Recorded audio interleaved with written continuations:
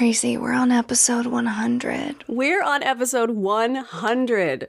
100. Do you remember early on we were talking about, like, well, could you imagine getting into the triple digits? Yeah, I do remember that. It was like yesterday. It was like yesterday, except I was sitting in a closet with a blanket over my head. I have someone at work who listens to this podcast. Hi, if you're listening. And, we have one-on-ones every couple of weeks and talk about it. And he's like, it's been so cool to see the growth of how, like, you started in a closet and now have merch. I think our patrons were talking about that when I posted a selfie and, like, my kind of just normal setup now. But we really have grown, and it's been thanks to everyone who's listened. Yeah, we've got fancy stuff. Got some fancy stuff. Fancy feelings. I would say I started with fancy feelings. Yeah, that's true. That's not as new. Fancy? Big? Knockoff feelings? Maybe I just started with knockoff feelings and now we're on the real thing.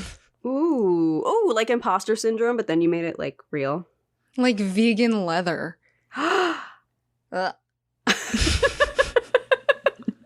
Terrible for the environment and tacky to boot. Lost the plot on this analogy a little bit. Hi, this is episode 100. I'm Rowan Hall, and we have lost the plot on this podcast. Hi, I'm a misguided character in the story of this episode. What is happening? Tracy Harrison. And this is episode 100, so things can be a little crazy. Welcome to Willing and Fable. The podcast that brings you original retellings and in-depth research on the history, mystery, and mythology that makes the world so fascinating. Each week, we research a topic from history or mythology, and then we write an original story to go along with that topic. So if you'd like to support the show, think about checking us out and leaving a review. It's a really great way to help new folks find the show, and we really appreciate you taking the time to spread the word about the podcast. You can also support the show by shopping our really cool episode 100 special merch drop. Yes! This one is specifically we waited until this episode. We heard from you. We heard your requests, and we are dropping Fuck Zeus merch. Actually, specifically, it's Fuck Zeus. But don't fuck Zeus. Merch. This is an ask and you shall receive moment. We've been working on this for a while, but then on top of that, we've had to hold on to it secretly for a while, and that was painful. Oh my God. I just wanted to show everyone. So thank you to our designer, Jamie Harrison, my sister. Amazing. At Fly Robot Fly. She did such a good job coming up with this design. It was actually, we have two designs, and I think they're some of the first two that she showed us. Yeah, so this is an audio medium, so when you look at the shirt, it's our classic yellow colors on black, but where the little asterisks would be on the U so that you can say fuck, there's a little lightning bolt. Uh-huh. It's awesome. And then we have special little stickers that are aggressive. They're just really aggressive. Yes, and they include the famous statue of Zeus in that one. And we're really excited about it. You'll get to now see us wearing that merch a lot more because we've had to hide it. Yes. And as you can see, this episode is about Zeus. It is. We're finally doing it. We had to save it for a special occasion, so episode 100 is all about Zeus. Everyone's been asking us, and I've been really nervous about it, because we really don't like this guy. No. And people know that. So they know, like, I think people are excited for us to just be angry for the next, I don't know, approximately 2 hours. Easily done. I think we needed to commit to being willing to be angry for 2 Would you say or willing so. and Fable? Listen, Rowan, we've gone over this. I, as a human being, say the phrase willing and able all the time, which means I then make myself laugh by saying willing and Fable, and then no one gets it. So before we dive in, this episode is not for the faint of heart. Content warning is everything because we're talking about Zeus, but more specifically sexual assault. It's going to be the main topic of this episode. We really want to tackle the reality of these stories and do it right as much as we can. So if that is not for you, that's totally fine. We'll see you in the next season.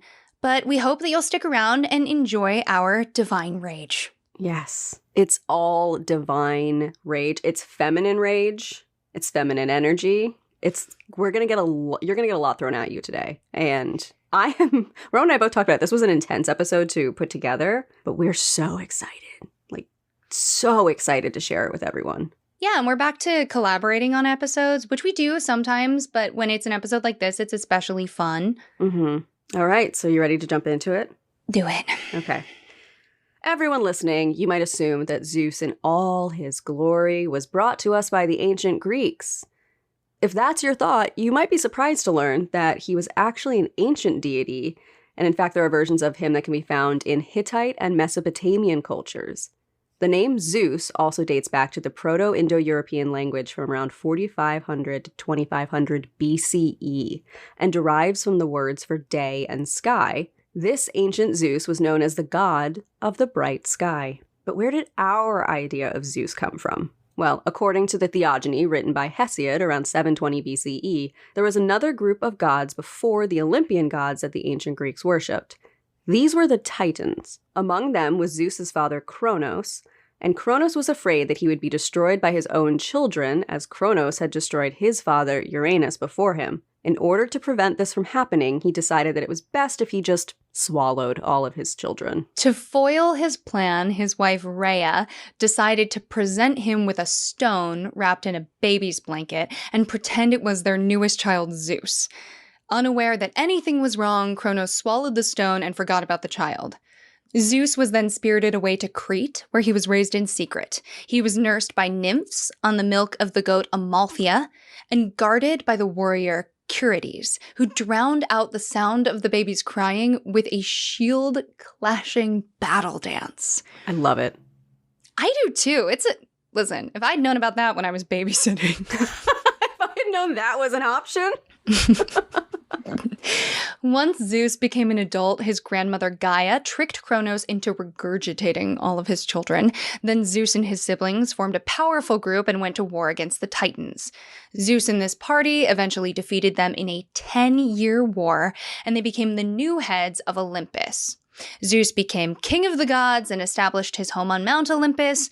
It was here that he assigned each Olympian deity with their responsibilities and spheres of influence. The Titans were the brothers and sisters of Kronos, and it was only through the help of the Cyclopses, who made Zeus's lightning bolts, and the 100-handed giants, or Hecatoncheires, that Zeus was finally able to imprison the Titans in Tartarus, the deepest part of the underworld. Making himself the ruler of the skies, Zeus then gave dominion over the seas to Poseidon and the underworld to Hades. There are a few symbols associated with Zeus, some of which include the thunderbolt, the eagle, and the oak tree, all images associated with power and strength. Due to its divine connotations, lightning was seen by the Greeks as a significant meteorological event, and places struck by lightning were believed to be holy. Herodotus even claims that mountaintops, due to their proximity to the sky, are the most holy places to worship Zeus.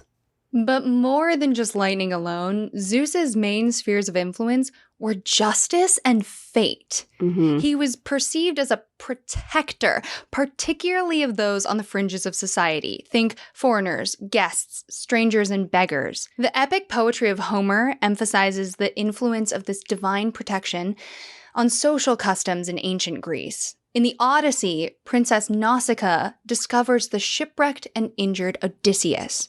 She warns those around her that, quote, "we must look after him, since all strangers and beggars come under the protection of Zeus." Okay, to my ears, there is an incredible irony in the god of justice and protection committing so many acts of sexual assault, which is the primary focus of our episode, how Zeus relates to women in mythology, which we're going to discuss more later on.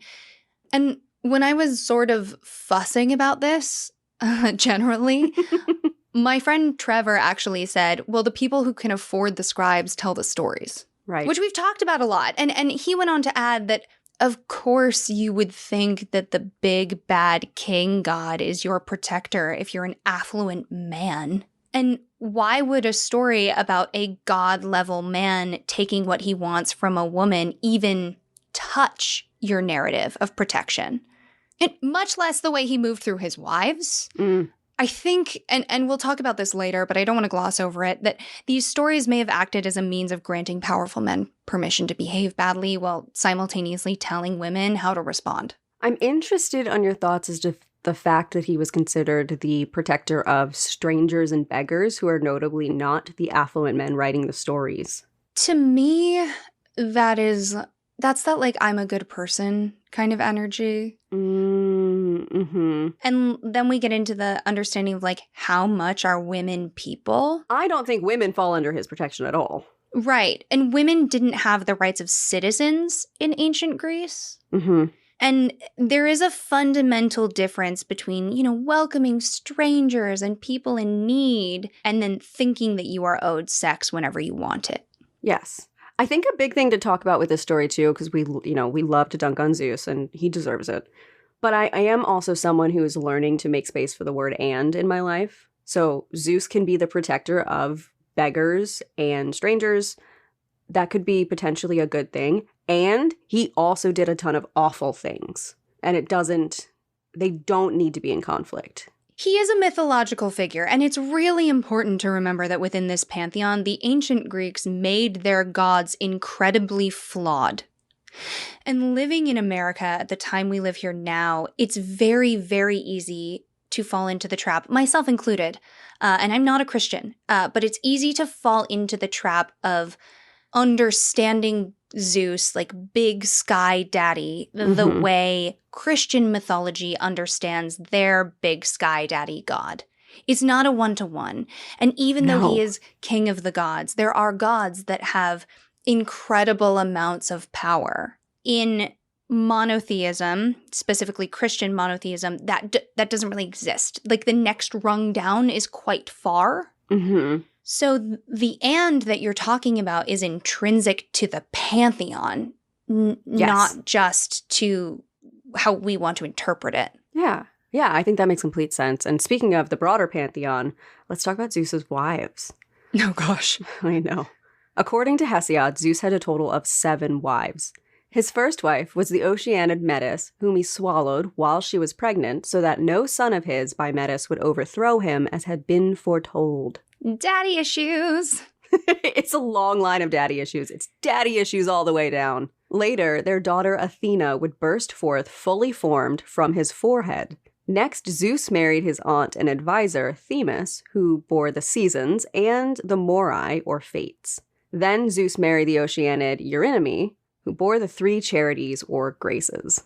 Zeus's 4th wife was his sister Demeter, who bore Persephone after Zeus sexually assaulted her. The 5th wife was his aunt, the Titan Mnemosyne, whom he seduced in the form of a mortal shepherd. Zeus and Mnemosyne had the 9 muses. His 6th wife was the Titan Leto, who gave birth to Apollo and Artemis on the island of Delos. And finally, Zeus's 7th and most famous wife was his older sister Hera. Together, they had Ares, Hebe, Alethea, and Hephaestus. The gods Eris, Enyo, and Angelos are also sometimes considered their children as well. Zeus is frequently depicted by Greek artists in one of 3 poses: standing, striding forward with a thunderbolt leveled in his right hand, or seated in majesty. It was very important for the lightning bolt to be exclusively in his right hand, as the Greeks believed that people who were left-handed were associated with bad luck. Yeah. Tracy, how's that going for you? Exceptional. I'm left-handed and I've had nothing but a wonderful, charmed life. I definitely don't feel cursed by bad luck from the gods. She's got a silver spoon in her left hand, ladies and gentlemen. Yes, yeah. Okay, so I get to start us off by addressing the elephant in the room. Yeah, you... Okay, spoiler to everyone. Rowan texted me, pretty sure it was really late your time, just going, okay.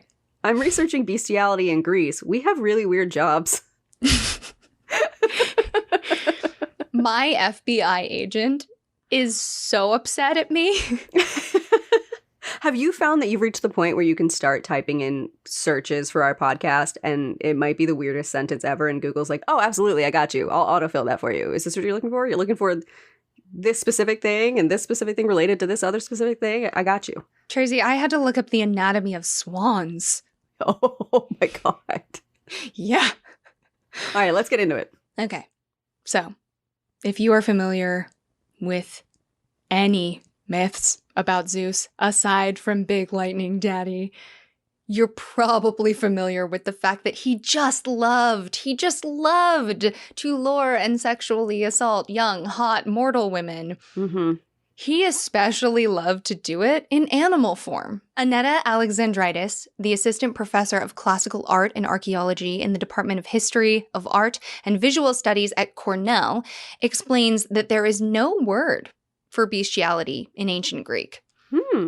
But art from the time did suggest zoophilia, quote, a strong emotional bond between humans and animals that can also include sex acts.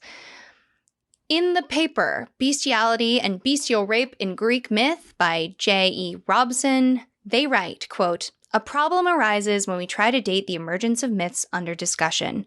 Many of our sources are Hellenistic or Roman, and so it is possible that some bestial myths are late literary inventions.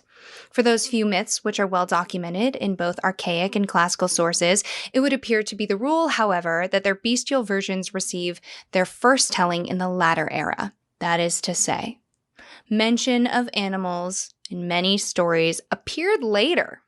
So the mythos of the myths evolved into a language of its own. That's fascinating.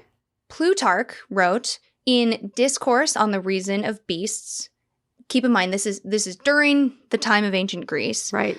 Quote, very frequently and in many places, great outrages, disorders, and scandals against nature in the matter of this pleasure of love, for there are men who have loved she-goats, sows, and mares. As we continue on, perhaps the most important detail of trying to uncover why the ancient Greeks were writing so many myths about Zeus in particular, but more than a few gods sexually assaulting women while in the form of animals. We also need to remember that quotes from this time and the surrounding times probably had political motivations. Right, absolutely. People may have been trying to paint a group of people or an individual in a bad light with works, art, writing, and then that gets mixed up in the ancient archaeological dirt with history that's written in earnest. And then we have that like Zardoz paradox. Just because something exists in writing doesn't mean that it is true, valued, or accepted. It's worth noting that we have no reason to believe that people in ancient Greece would be any more likely to have relations with an animal than anyone today. That is to say, we have the internet. We've all heard about some interesting places on the internet. So they probably had their own thing going on back then. Yeah, I think it's also important to note that people today just have less exposure to animals than people in ancient Greek. I mean, there are people who can today choose to have basically no exposure to any animals. We're not working on farms. We're not riding horses. We're not getting our supplies from our own animals. Many people choose not to have pets. You don't need to have pets in order to keep pests out of your house. Like, there's just fewer interactions if you want there to be, in a way that I don't think was as possible back then. That's a really good point. And if animal husbandry is an important part of your survival, there is kind of this practicality to sex that just changes the ballgame. This is also pre-Christian. Morals were different. Yeah. Exactly. And also the way sex was discussed was different. You highlighted it really well in the Achilles and Patroclus episode too. How sex was just viewed very differently. Yeah. Ancient Greek society. They weren't very moral about it. No, pre-Old Testament morals were different. And the Old Testament specifically did come in and stipulate things like, hey, don't let women be alone with livestock. So you don't have to prove that they didn't have sex with animals. That's really interesting. That shows not a fundamental fear of animals, but a fundamental fear of women. A fundamental fear of losing your women's value. Yes, there it is. You complete me. Oh. J.E. Robson also writes, quote, Greek men often saw beauty in animals, and girls were often spoken of in terms of worthy domestic beasts, as may be exemplified in Anacreon. Quote, Thracian filly, why do you look at me from the corner of your eye and flee pitilessly from me, supposing that I have no skill? Let me tell you, I could neatly put the bridle on you, and with the reins in my hand, wheel you round the turnpost of the racecourse.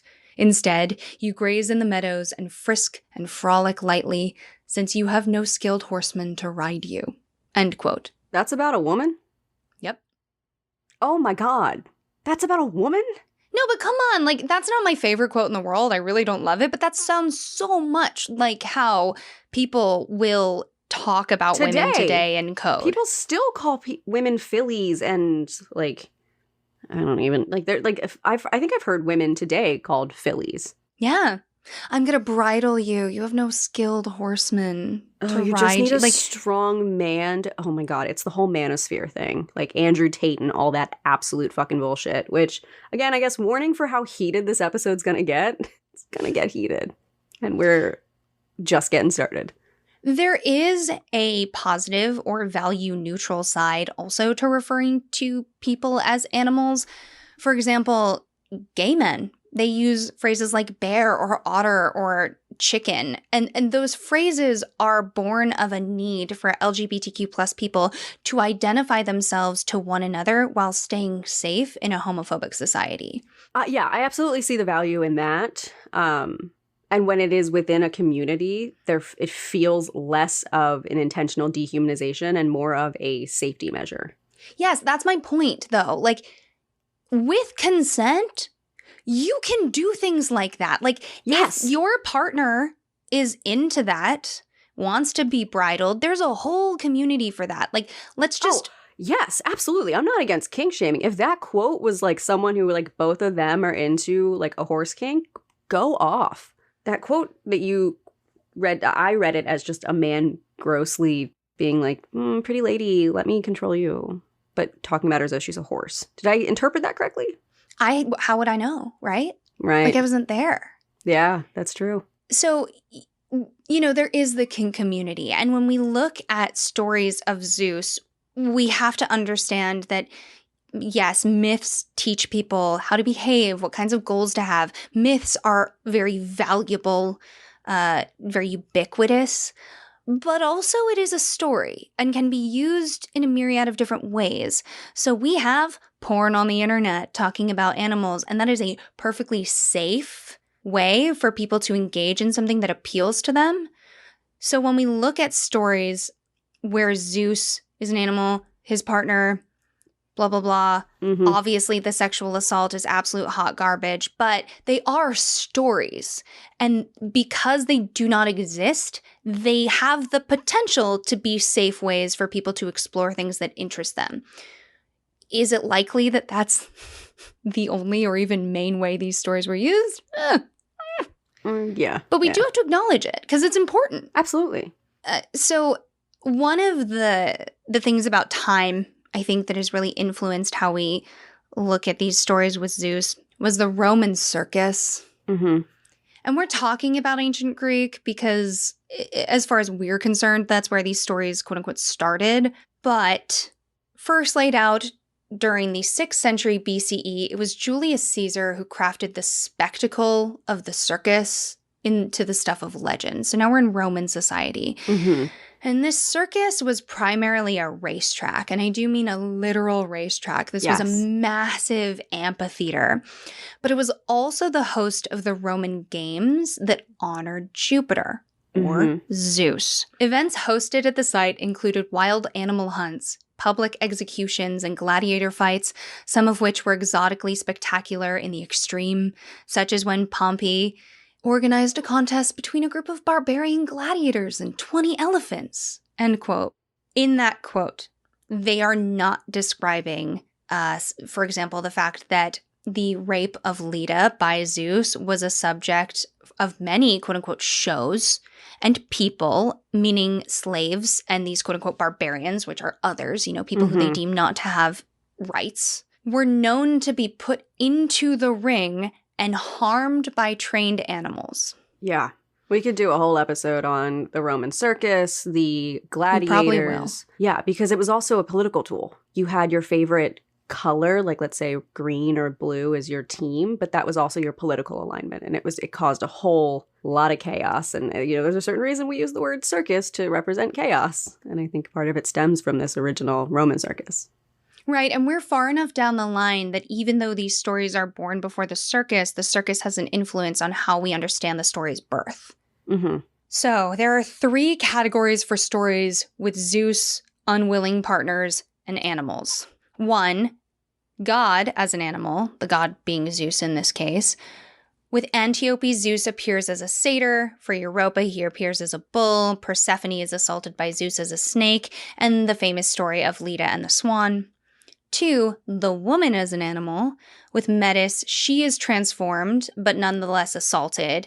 And Taigate is transformed into a deer. Mm-hmm. And then, lastly, they're both transformed. When he attacks Asteri, she is turned into a quail and he into an eagle. And then in his attack on Nemesis, she is a goose while he is a swan.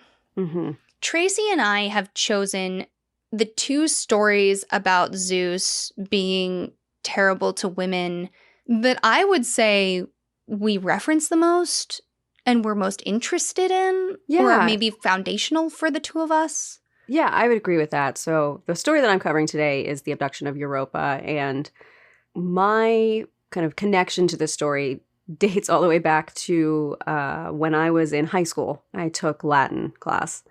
And yeah, she did. She was such a nerd. I just took it because I thought it was interesting. And, when you're in high school and you're in a language class, you have to choose a name, right? So I chose Europa as my name and learned the myth of Europa in that class. And it just always stuck with me. And so then I'm also a huge astronomy nerd. So, of course, Jupiter's moon, Europa, is my favorite. And then I spent years learning about it and researching it. So I just always had this emotional connection to the story of Europa, the idea of Europa. It's just always been a part of my life. Imagine being Europa and then having the moon getting named after you and be like, I have to orbit this guy forever. I know. I think about that with all of Jupiter's moons because it's Io, Ganymede, Europa. And you're like, really? You just continue to make them the asterisks in his story, don't you? But then also, is it better to be named and recognized and then, or not? Get that whole conversation. But we'll dive into it. The moon, Europa, is my favorite both because it looks super cool and has fascinating stuff going on.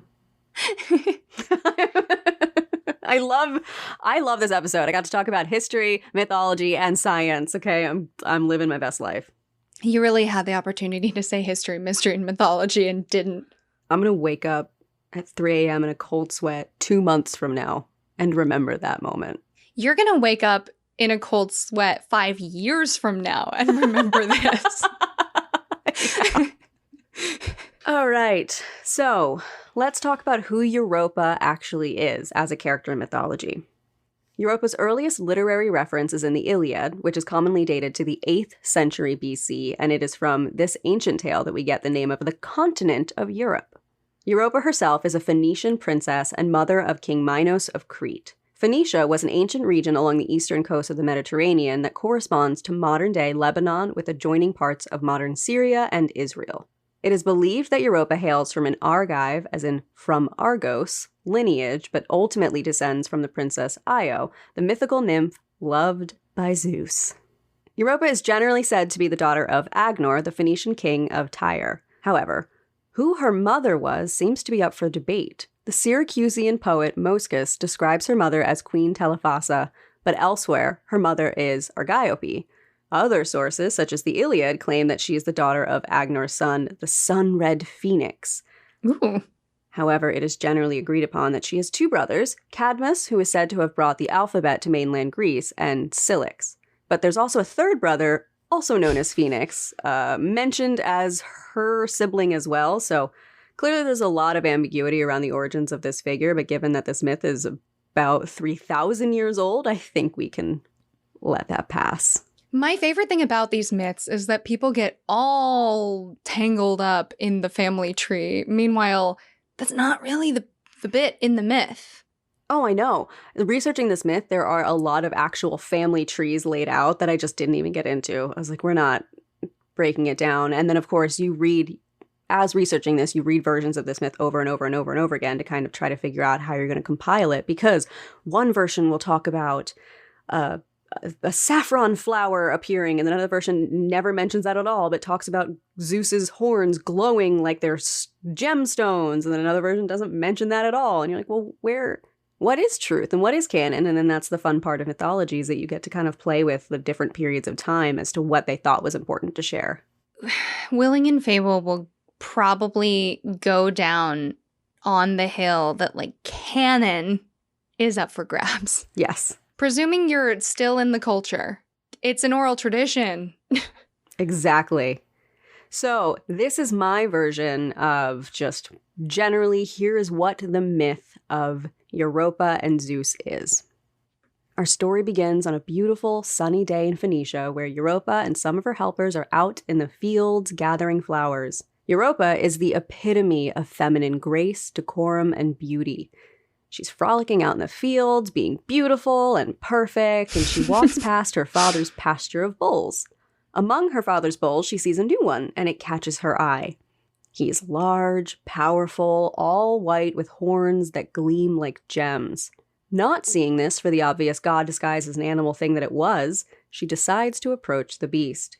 She walks up and begins to reach out to pet the animal, and he accepts this gesture, and seeing how docile the beast is, she proceeds to decorate him with all the flowers she just gathered. He responds so well to her actions that eventually he encourages the young woman to climb upon his back by bowing down before Europa and waiting for her to climb up on him. Charmed by this action and still questioning nothing, she has her helpers take her hands and assist her onto his back. She quickly finds herself seated upon the bull. I want to just say really quick, because I'm sitting here being so skeptical, like, oh, she's just going up to this bull and blah, blah, blah. The number of times that I've gone up to my horse and the other horses in the field and just been like, oh, you're being so nice, let's put some flowers in your mane, is not zero. Yeah. Yeah. I think I'm all aboard for that. I think if you went and you saw this, like, unreal, amazing, gorgeous horse you've never seen before at all, suddenly in the field, and you're in ancient Greece, might not be a horse, is all I'm saying. Yeah, but the rule is that the victim is not allowed to think ahead. Exactly. So here we are. Europa has climbed upon the back of the bull, and the creature starts walking around very slowly at first, meandering, and then all of a sudden he sprints as fast as he can move. Europa just holds on for dear life as the bull runs them both towards the sea, and to her shock, he did not stop at the water's edge, but instead leapt into the ocean, flying for a long moment before landing in the water. He begins swimming with the princess on his back, and he swims all the way to the island of Crete before he finally stops and deposits them both on the edge of the shore. Again, I'm sorry, Europa, but that was your moment to dismount. Unless this is like a sticky Kelpie situation, it's not that difficult to get off an animal that's swimming. I wonder how far out he got, though, because it seems like, based on the way it talks about him, some versions describe him as flying and like trying to fly and then realizing he's too heavy and just flopping into the water. And others just say he swam really fast. Like, I think by the time there was even an ability to kind of let go, right, it was like too late. And we don't even know if she could swim. Maybe she couldn't swim. Just to be clear, I'm not trying to victim blame. I just mean, like, I'm trying to work my way out of this as if I'm in the story. Absolutely. The way we're like, well, it could never be me. I would have done this. Or it's that anxiety woman brain of like, how would I get out of the situation? Exactly. Oh, yeah. It's true crime. True crime, baby. But here we are in the story of Europa. They just swam to the island of Crete. They get on the shore and Zeus transforms from a bull into his grand self and reveals that he is actually Zeus, king of the gods.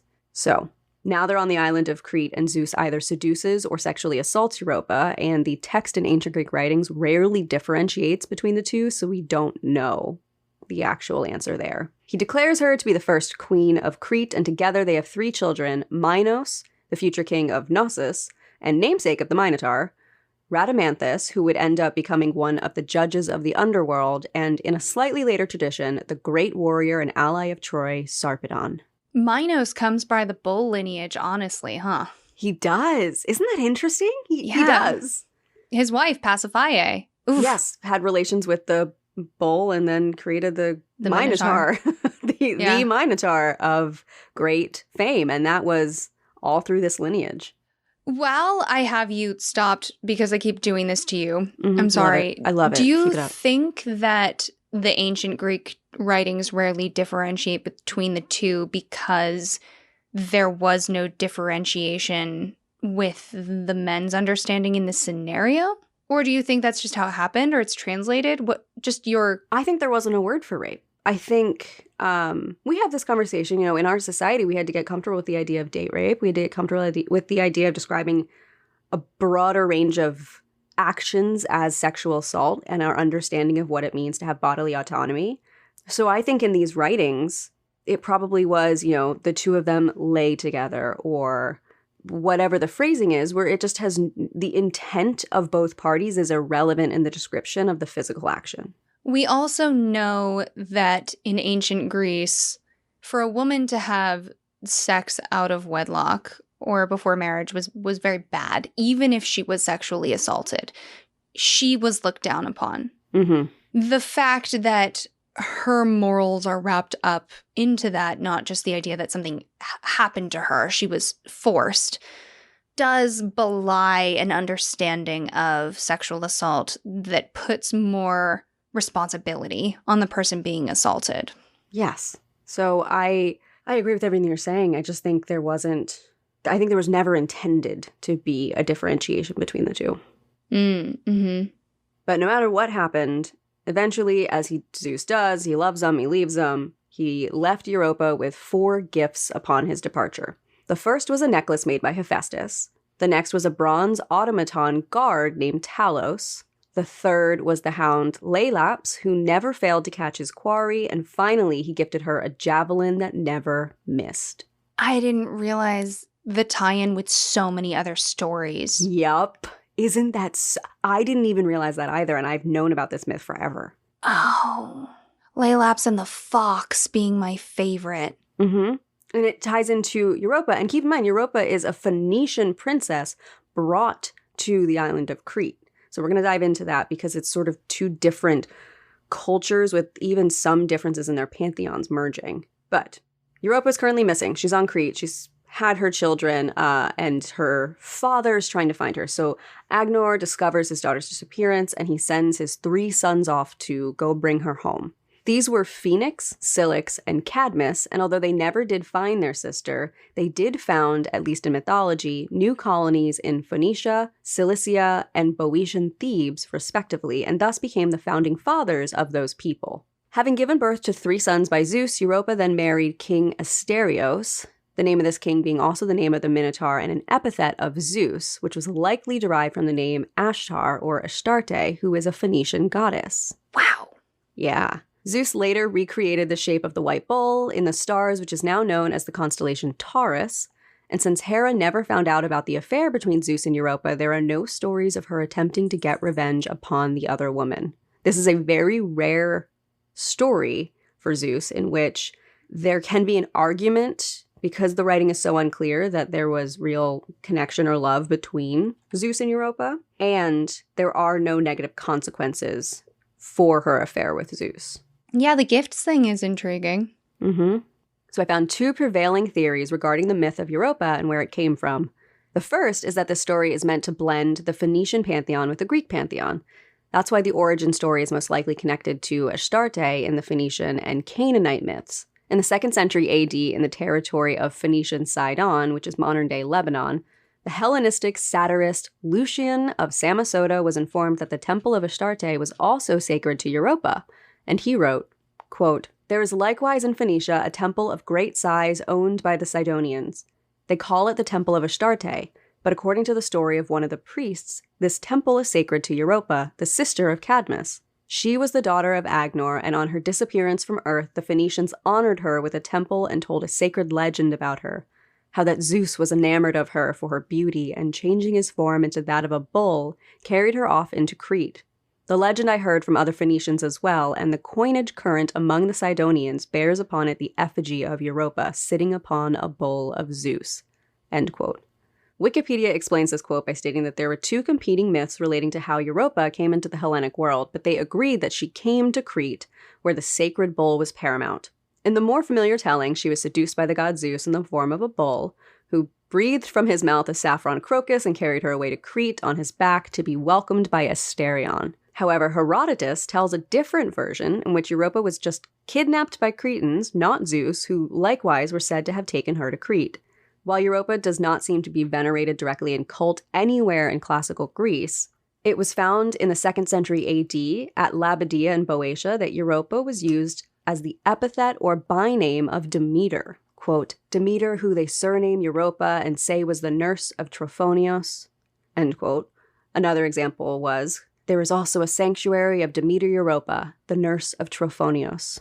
This refers to a myth about Demeter and Trophonios, but includes the epithet of Europa, suggesting that this myth originates from a blend of Phoenician and Greek mythology. Oh, that story gets real interesting if Europa is Demeter. It's like how some of the gods got different epithets, which kind of the different facets of the jewels, and one of her epithets was Demeter Europa. Trace, define epithets for someone who's not familiar. I don't know that we throw that word around as much. Yeah, and it's a tough word to describe because I tried to put a definition in here, and you want to know what the real definition of the word epithet is? Yeah. A word that describes another word.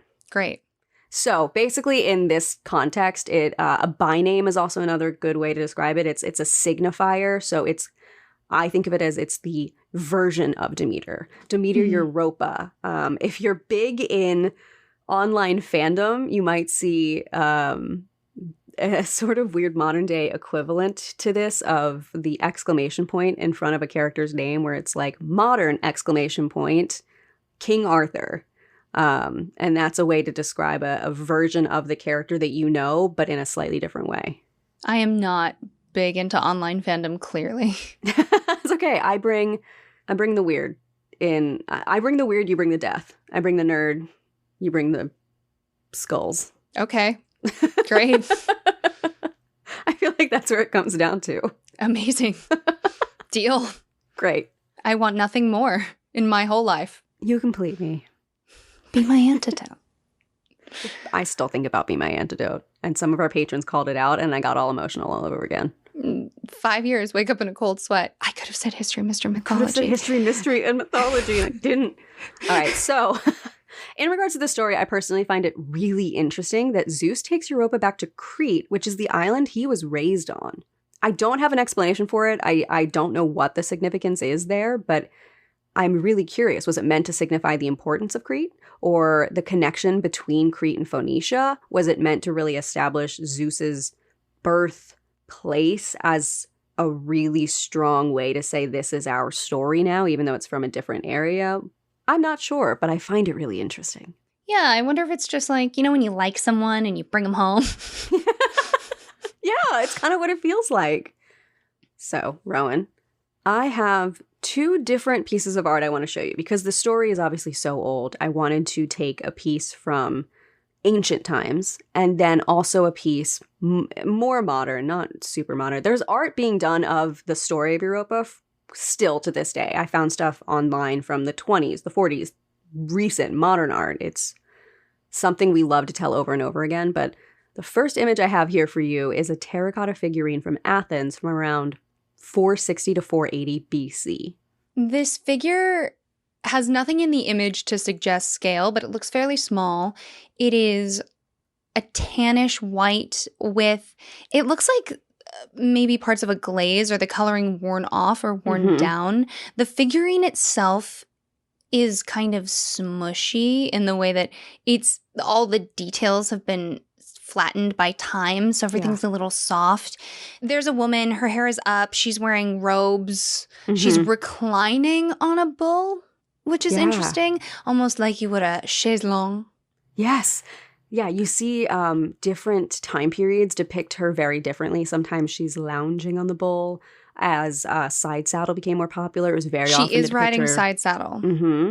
But then at other times, it was really popular to depict her fully striding the bull. And she's not looking forward. She's looking back. And looking back could show like, oh no, I'm being pulled away. But in this, because she's looking down and back, it just looks kind of casual almost. Like, this is just what I'm doing. And the bull has, the legs are all carved, but to support the figurine, there's kind of like earth coming up to it. It looks to like make he's it laying stable. down too. Yeah, it's really giving me like a mechanical bull in a bar energy. Yeah. And then the next painting is Rembrandt. So it's all specificity. It's got the classical 1600s, early 1600s coloring. So everything's those warm, dark jewel tones. We've got orange-based reds, yellow-based greens. The skin on all the people is very, very pale, according to what they found beautiful, but also golden. Europa is on the bull, this time side saddle, arms thrown into its mane, onto its head, but looking back like, oh no, what's happening? And her hair is blowing in the breeze, and she's got this really intense, it looks almost like medieval times kind of dress. Yeah. And the bull is striding out into the ocean. On the shore, there's, her family or her handmaidens, I guess. I think it might be the handmaidens, the quote-unquote helpers. One is throwing her hands into the air like, quel dommage, what will we do? She looks like with her one leg up, she's almost having a temper tantrum. Yeah. Like she's about to stomp her foot.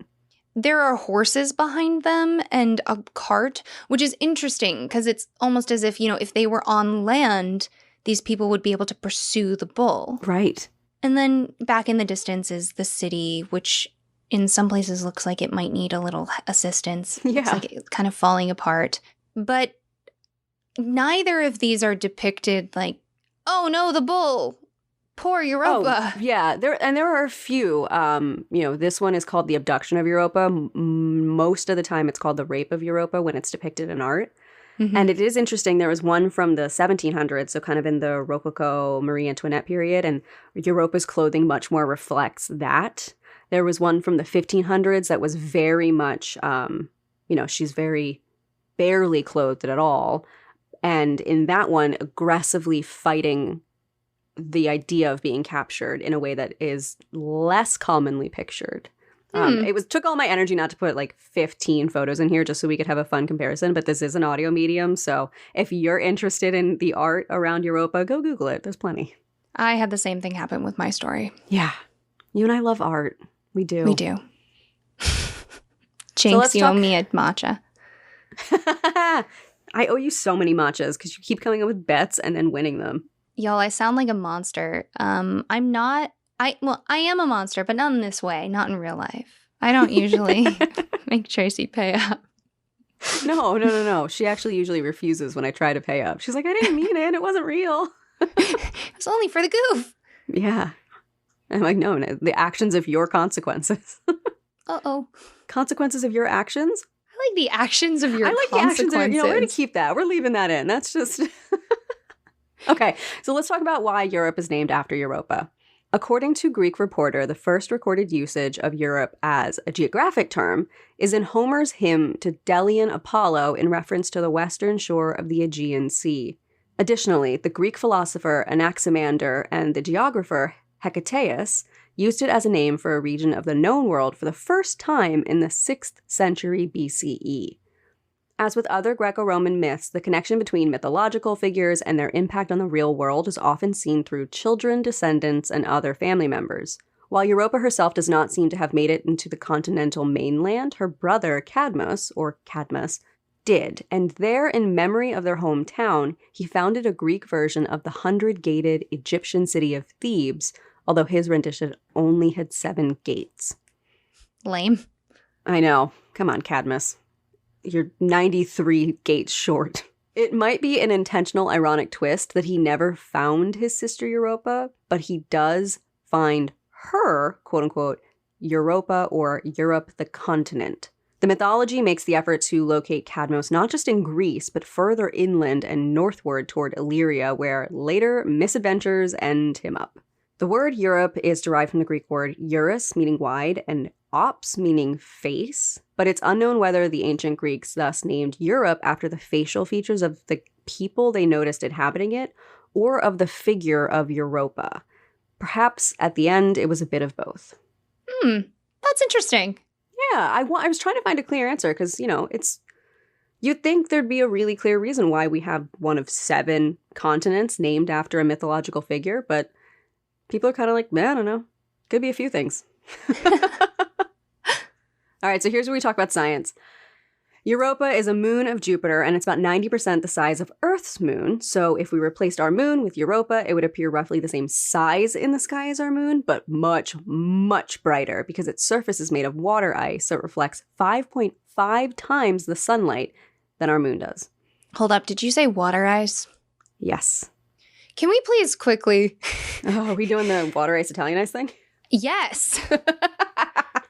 Because I'm stuck out here on the West Coast, and when I say water ice, people get weird. I'm like, isn't ice made of water? Shut up. It's just what it's called, okay? It's what it's called. It's water ice. Just so everyone knows, water ice is Italian ice or flavored ice. Yeah. And the best place to get it is Rita's. I like a local spot near us. I wish. Kind of out in the boondocks. That's amazing. We just have Rita's. I say the best place to get it is Rita's. It's the only place. Trace, by out near us, I mean out near you and I. Like, and when I am with you. I thought you meant in LA. Game changer. There's no water ice in LA. I mean, listen, I'm not trying to say that LA doesn't have flavor ice. It does. It has flavored ice, but it's not the same. Okay, all right. So great. Thanks, everyone. Back to space. Because Europa's orbit is elliptical, which means it's slightly stretched out from circular, its distance from Jupiter varies, and the moon's near side feels Jupiter's gravity more strongly than its far side. The magnitude of this difference changes as Europa orbits, creating tides that stretch and relax the moon's surface. Flexing from the tides likely creates the moon's surface fractures. If Europa's ocean exists, the tidal heating could also lead to volcanic or hydrothermal activity on the seafloor, supplying nutrients that could make the ocean suitable for living things. That's the big thing with Europa. It could have like microbial life on it. So NASA's jumping into it. I have a picture here that I'll share with everyone from the Europa Clipper website on NASA. It says, in 2024, the journey begins. Clipper is being crafted with one overarching goal: determine if Europa harbors conditions suitable for life. NASA's Europa Clipper spacecraft will perform dozens of close flybys of Jupiter's moon Europa, gathering detailed measurements to investigate whether the moon could have conditions suitable for life. Europa Clipper is not a life detection mission. Its main science goal is to determine whether there are places below Europa's surface that could support life. The spacecraft in orbit around Jupiter will make nearly 50 flybys of Europa at closest approach altitudes as low as 16 miles or 25 kilometers above the surface, soaring over a different location during each flyby to scan nearly the entire moon. Europa Clipper will launch on October 2024 and will follow a Mars-Earth gravity assist MEGA trajectory. The spacecraft will travel for 5.5 years and arrive at Jupiter in April of 2030. And then below I have a picture, if you've never seen it, of Europa, the moon itself of Jupiter, because it's one of my favorites. It's such a cool looking moon. I can't believe I forgot about that knowing you. That's so cool. And it was so much cooler before. Looking for places that life could exist was kind of like a necessity because we're breaking everything. Now it's a little dystopian. Yeah, and this isn't to suggest we could live on Europa. It's more of, could we find microbial life the same way we find in geothermal vents at the bottom of our ocean that we didn't think could possibly ever exist? Right.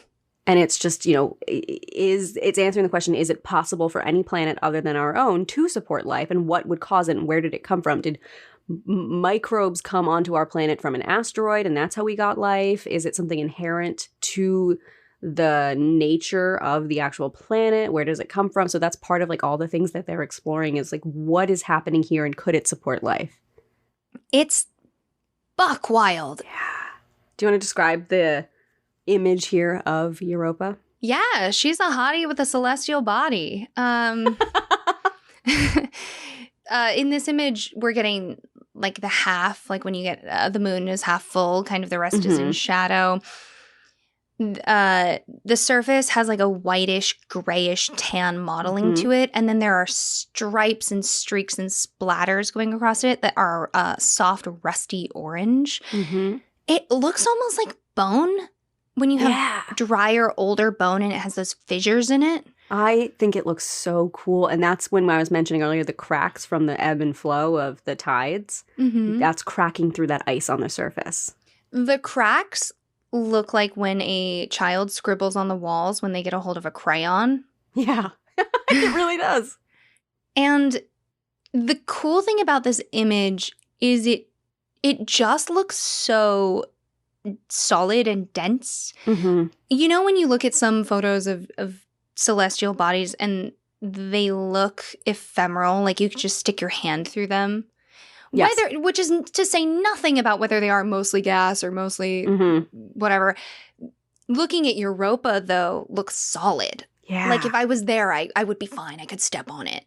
It does. It does look that way. That's the trick of the image and kind of how my brain is eager to interpret it. Yeah.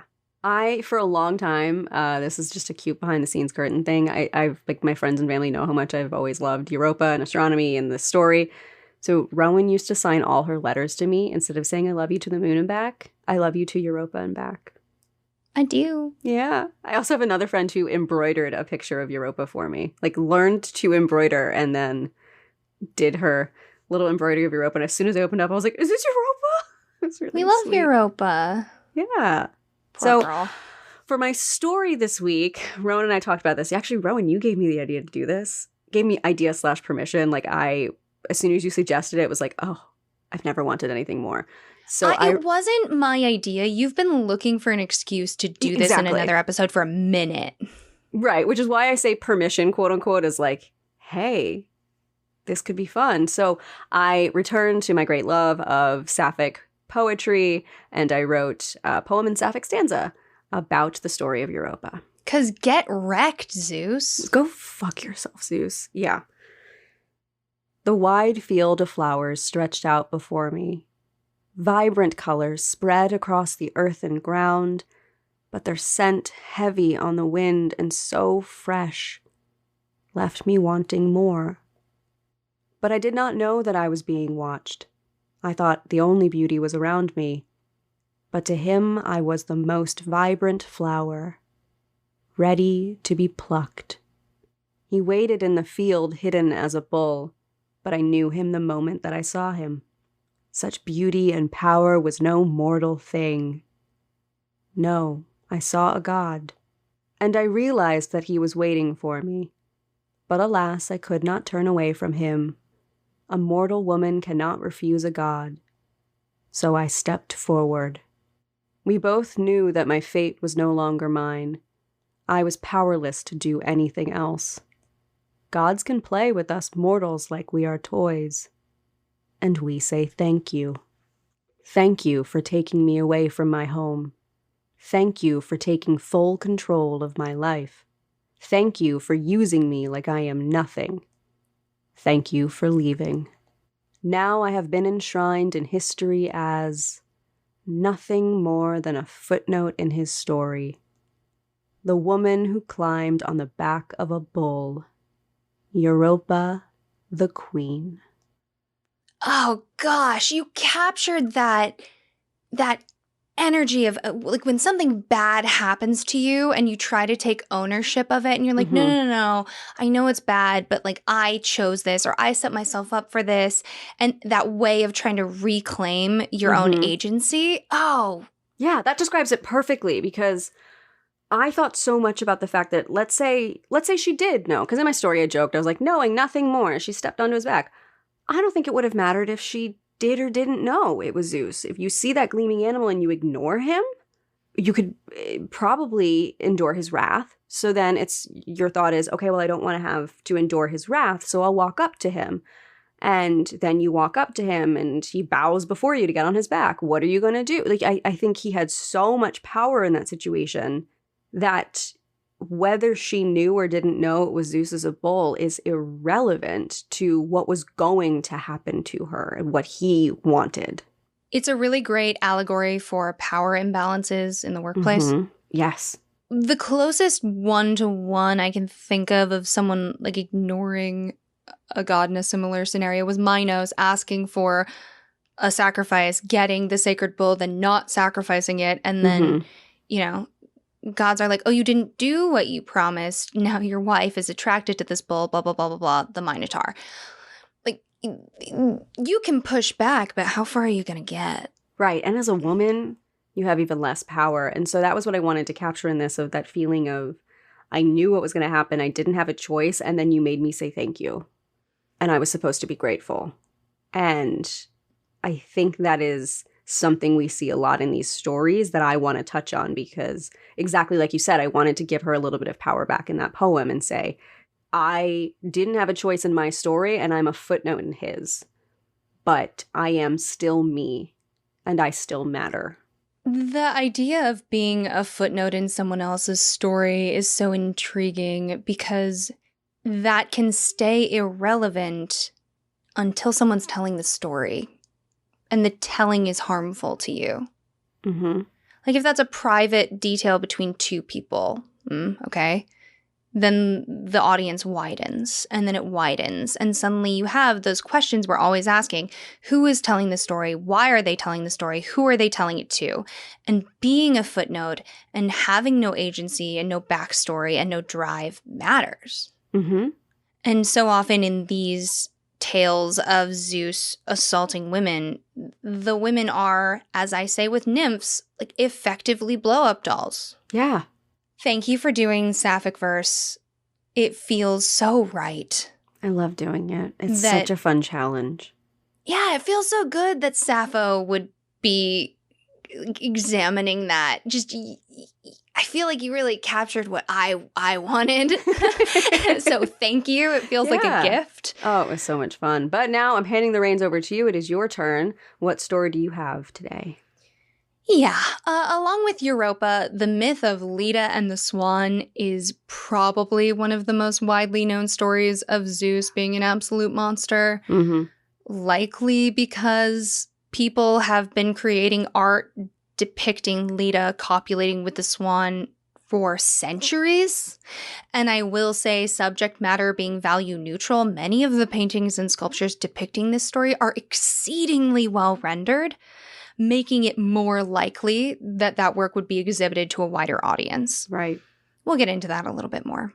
In this story, Zeus takes a liking to Leda, famously beautiful as she was, and our friend J.E. Robson says, quote, in versions of the myth from classical times and beyond, Zeus rapes Leda in the form of a swan. There's conflict amongst the sources as to the wellspring of the union.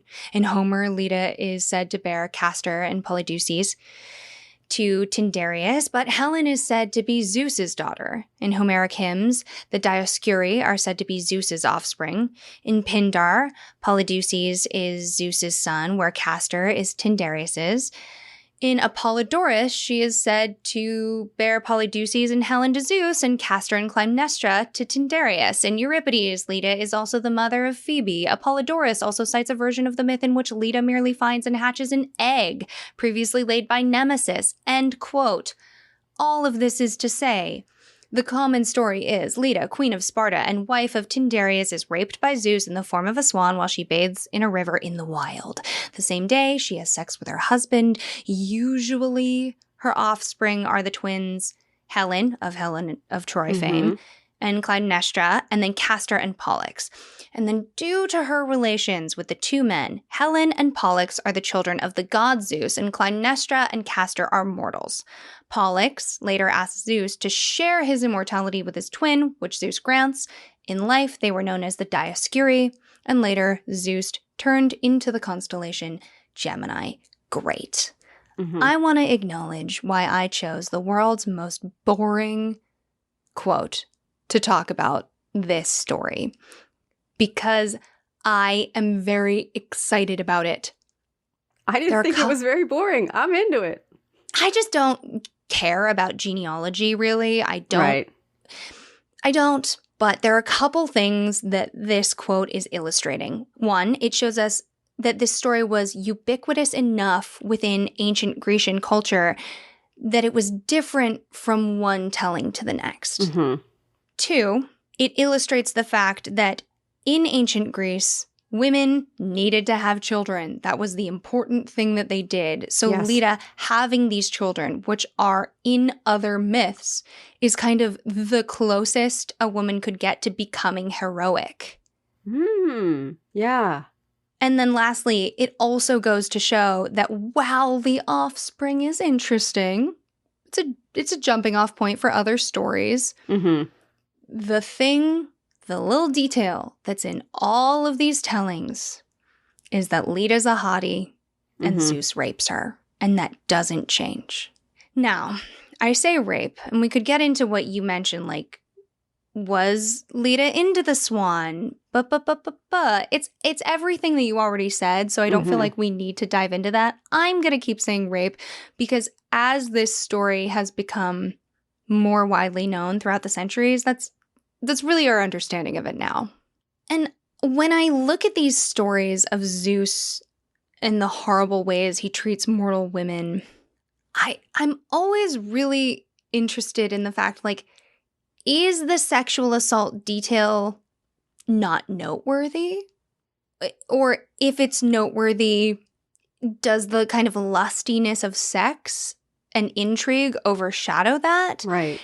Is there a reason to tell a story about a god raping a woman over and over again throughout time? Who's telling the story? Why are they telling the story? Who are they telling it to? So to discuss this, because this is what I'm interested in with Leda and the Swan, we need to explore some of the roles that men and women had in ancient Greek society, going back to the rituals that were associated with puberty. There are differences from one city-state to the next, but many portions of the culture practice similar versions of adulthood rituals. Okay. Typically, when a boy came of age, he would be taken out into the wilds. The wilds could be different from one region to the next, also depending on how rural things are. And then older men would have the boy perform various rituals involving cross-dressing and hunting. The idea being get rid of any past identity that wouldn't conform to the state's idea and what they need from manhood. Okay. So a boy's long hair might be cut, they may be dressed femininely or be made to be naked before their transition, and then finally they would participate in the hunt, and that affirmed not only their place in society, but it did it by affirming their place in the animal kingdom. Okay, yeah.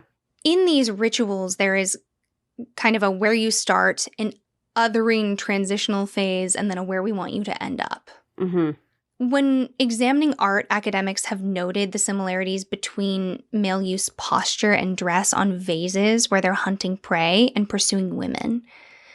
Hunters may also have abstained from sex with the purposes of raising hormones and aggression. And the distinction between killing a hunted animal or sexually assaulting a woman may have been pretty negligible. Yeah, I mean, that makes sense based on the description so far, absolutely. So then when a boy went through the ritual, he would be granted citizens' rights. He was a man now. As I mentioned before, there's no citizens' rights for women. Right. But girls did have their own rituals. There are stories of girls becoming attendants to the goddess Artemis, and in their stay in temples in the surrounding areas, they would hold events like races, where the priests and priestesses would dress in animal masks and clothing, or naked, depending on like their age and kind of what they were up to in this ritual. And then the girls would be chased. Oh, by people dressed as animals. And with them dressed as animals as well, or depending on the ritual, like some combination. Okay. The rituals for girls were all based in when they started their period. Because that's when you become a woman. And now that you've had your period, you can become pregnant out of wedlock, which is in direct conflict with the social mores of the culture. Not unlike kind of the unpredictable mating of animals. So we're getting this tying of women to animals. Yes. And the way women are feared to the wildness of an animal. If you'll recall the Maenads, when Spencer and I talked about Orpheus and Eurydice, these wild women that dressed in leopard skins and traveled across the countryside. Right. And like I mentioned before, if sexual assault is also the fault of the victim, getting pregnant out of wedlock, even from sexual assault, was the fault of the woman. Right. And marriage was considered the final stage of, quote, the taming process, keeping her from, quote, sexual abandonment and, quote, breaking her in. Oh my God. As an acceptable member of male-dominated society. Right, because she served her purpose now. She is connected to a man, useful to a man, and able to produce offspring for him, which is her ultimate goal in life. Yep. Someday we should talk about Sparta and the way they treated women. It's not a great culture for many reasons, but it is interesting how they approach some of these things differently. Although producing perfect Spartans was also the main goal of women. Early eugenics. J.E. Robson, who I continue to quote because their paper was insanely good, says, quote, rape can be viewed as a mythical embodiment of the male's capacity for the defense of the city-state. These myths of bestiality help to uphold and define the order and institution of the polis, city, and the social rule of the male as superior to that of the female, in that he is the female's subjugator. Union with a god means social success for a woman, as her children will be heroic. Mm-hmm. The results for the assault vary for the women within these myths, usually based on how they behaved during their attack. Yeah. A girl who tries to resist will stay in or be put into a new metamorphosed state, unable to rejoin society. Mm-hmm. So she could be turned into a tree or an island. Though an incident like rape would have a devastating result for a woman if she were harmed by a mortal man, the fact that her attacker was a god seems to save her from being a victim of scrutiny. Which is this intriguing catch-22. Right. I mean, you see it with Europa. She marries a king after her time with Zeus. And I read a lot about how, these girls were married fairly young. Mm-hmm. So experts are questioning, these stories, which are told to girls from the time they were children, are they teaching these girls, when the powerful man comes upon you, be ready, but also behave accordingly. This is a god, valuable, Mm-hmm. Having sex, luring, seducing a mortal woman. When your husband, your god, Right. does this to you, behave accordingly. I think that's completely the approach. I think a lot of these stories are talking about the virtues of the docile woman. Absolutely. Yeah, we have the, stay within civilization, girls. The wild is the place where you might be harmed. Don't be alone. You should submit to sex because resisting a man might dramatically change your situation. Mm-hmm. Removal from society. What happens if your marriage falls apart? How are you devalued? And also, it's not going to work anyway. Like you talked about with Europa. Right. When someone has so much power over you that they can take literally anything they want, there's a moment of you can resist, but what is it going to get you if their outcome is the only outcome? And then, of course, your position in society is beneath a man's, full stop. Mm-hmm. It is your responsibility to not only conform to social mores, but to cater to the men around you. Yeah.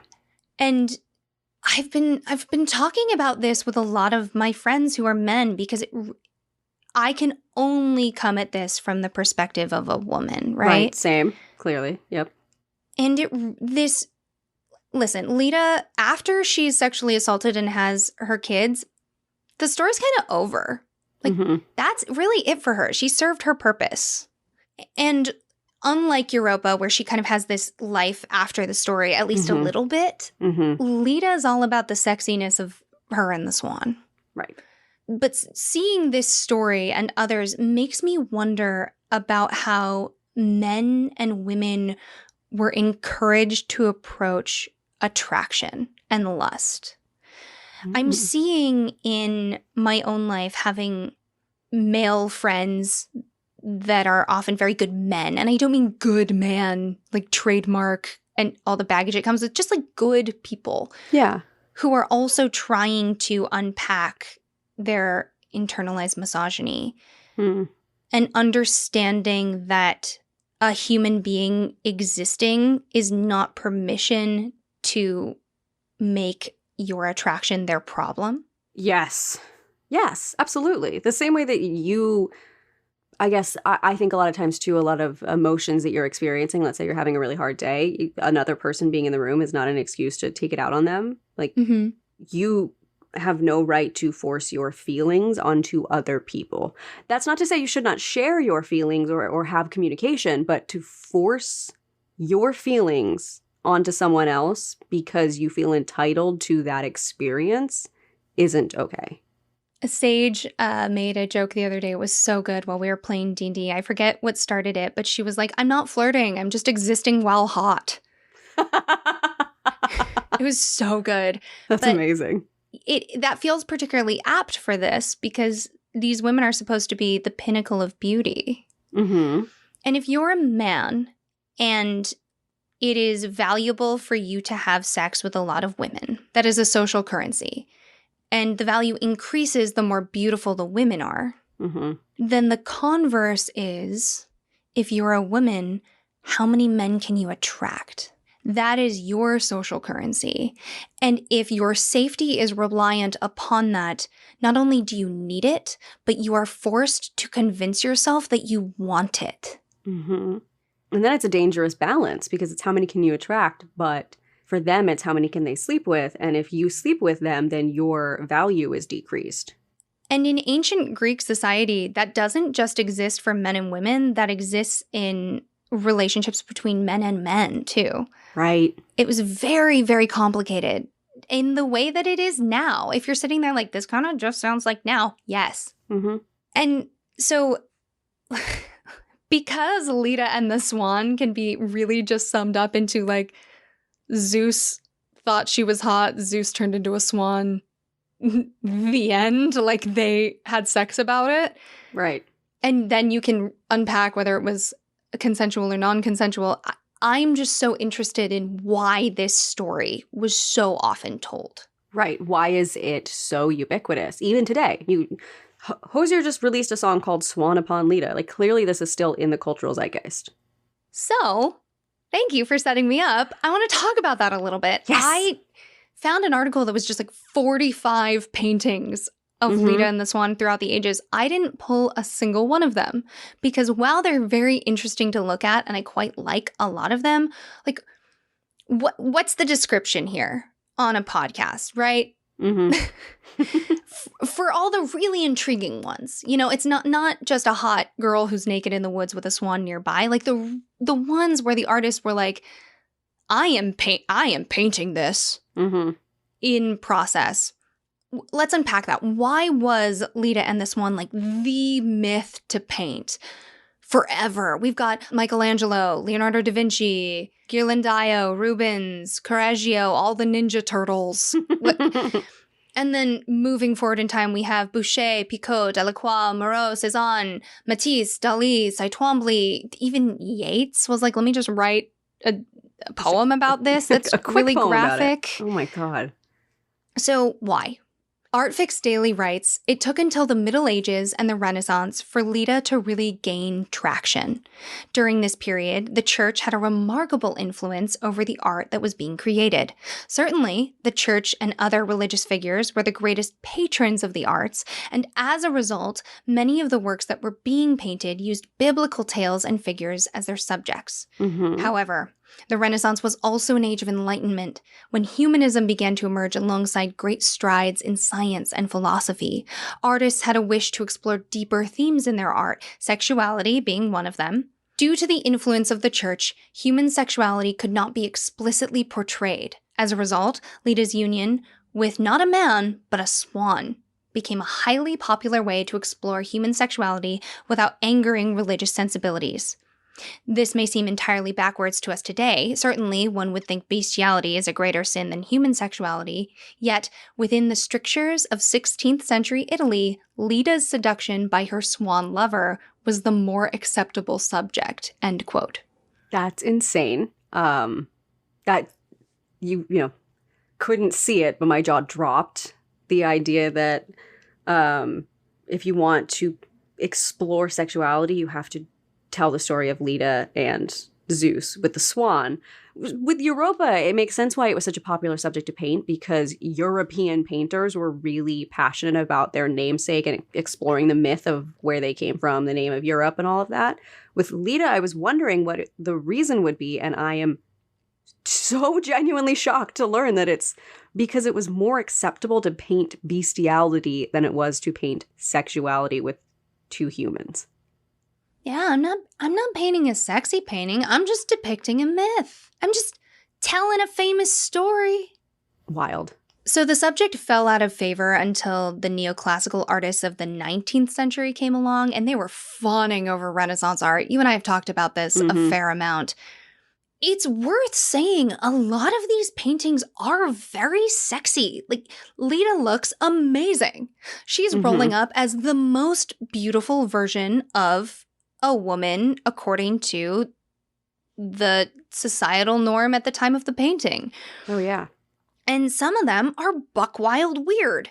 And some of them, she's just a hot lady with a swan kind of wrapped near her. It is, to me, a lot of them have similar energy to when you have like a woman and a snake wrapping around her. Yes. You're trying to express a woman's desire using that like animal description. It's very complicated.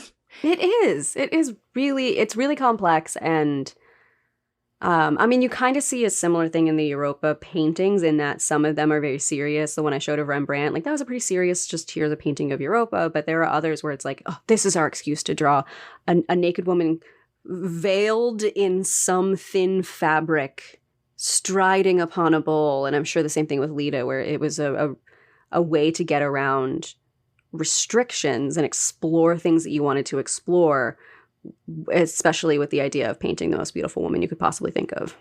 And then we get further down the line, an artist like Cy Twombly, he's not drawn a naked woman. That's not Cy Twombly. He's all scribbles, which I don't even mean to say like his skill. He just is a scribbler. That's his vibe.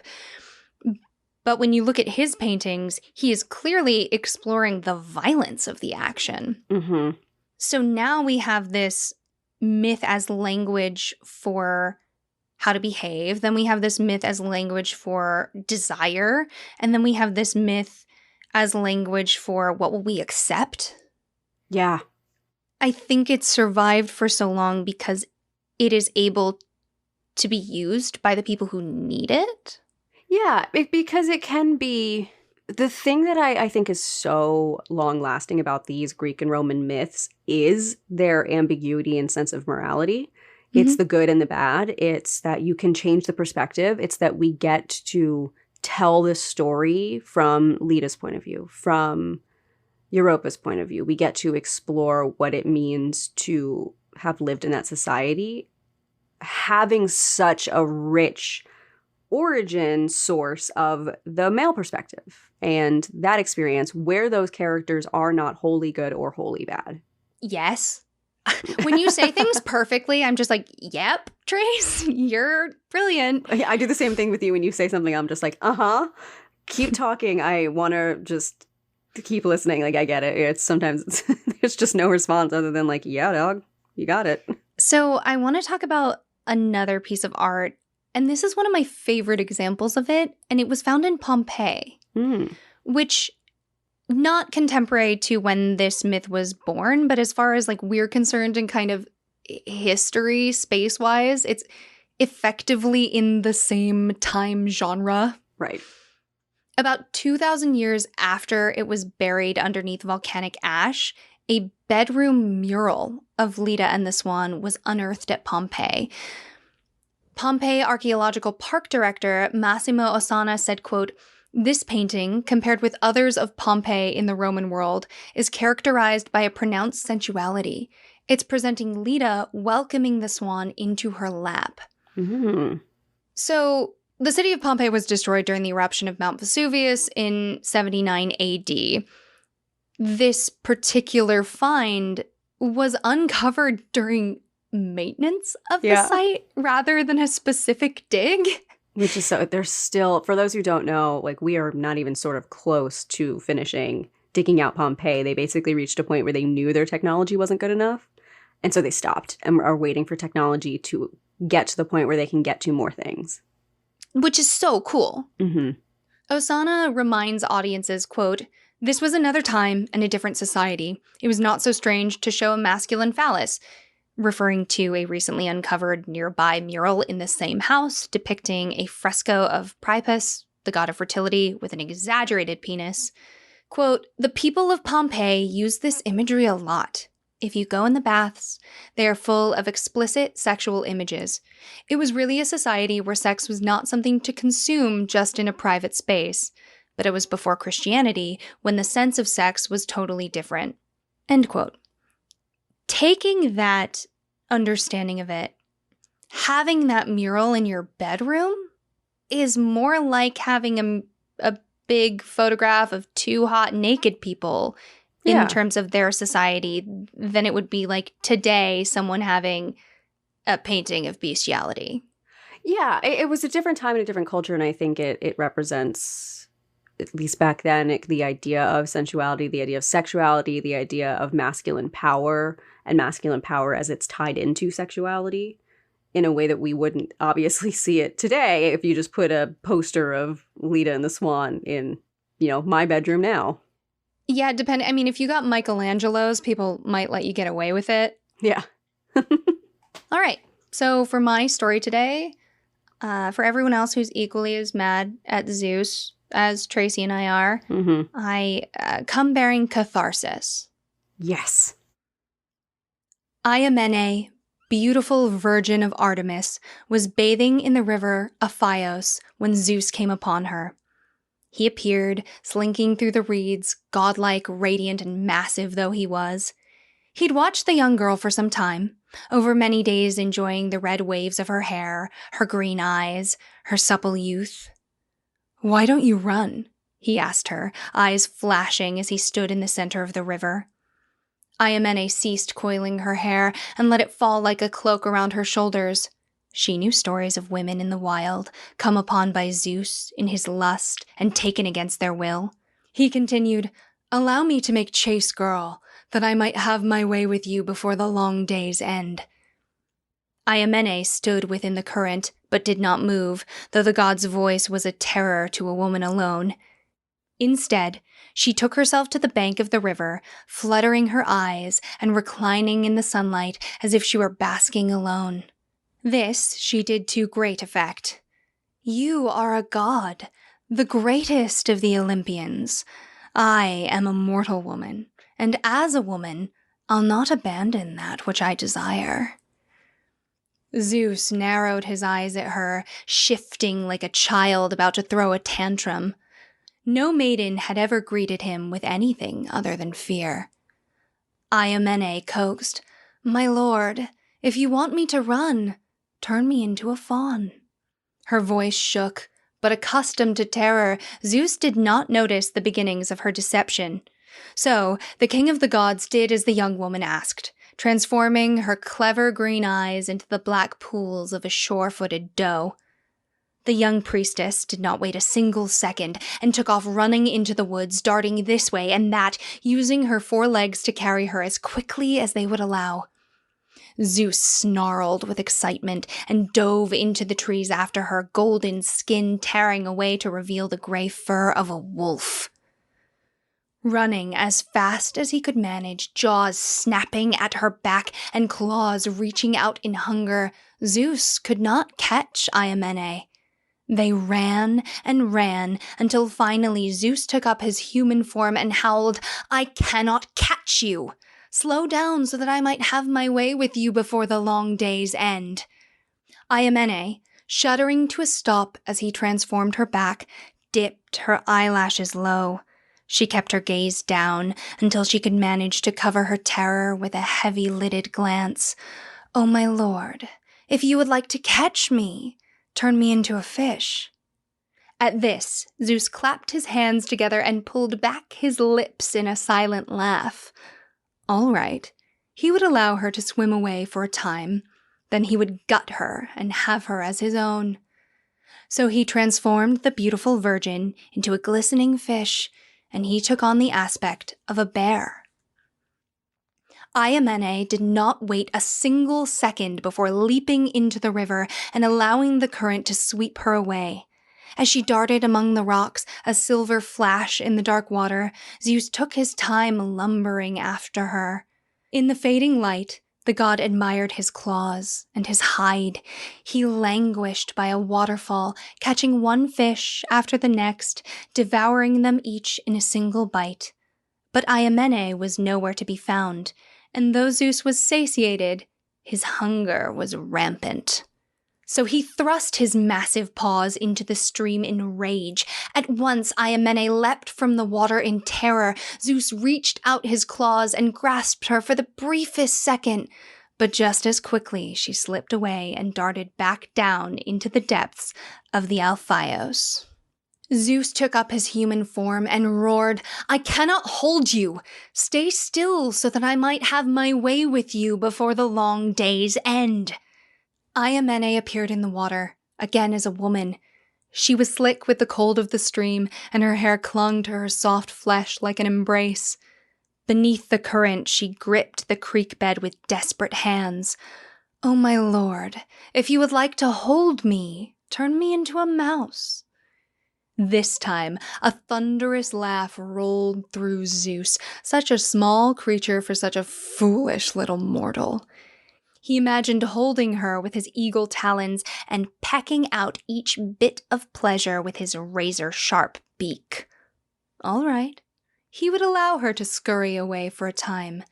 Then he would grasp Iamene in his claws and consume her.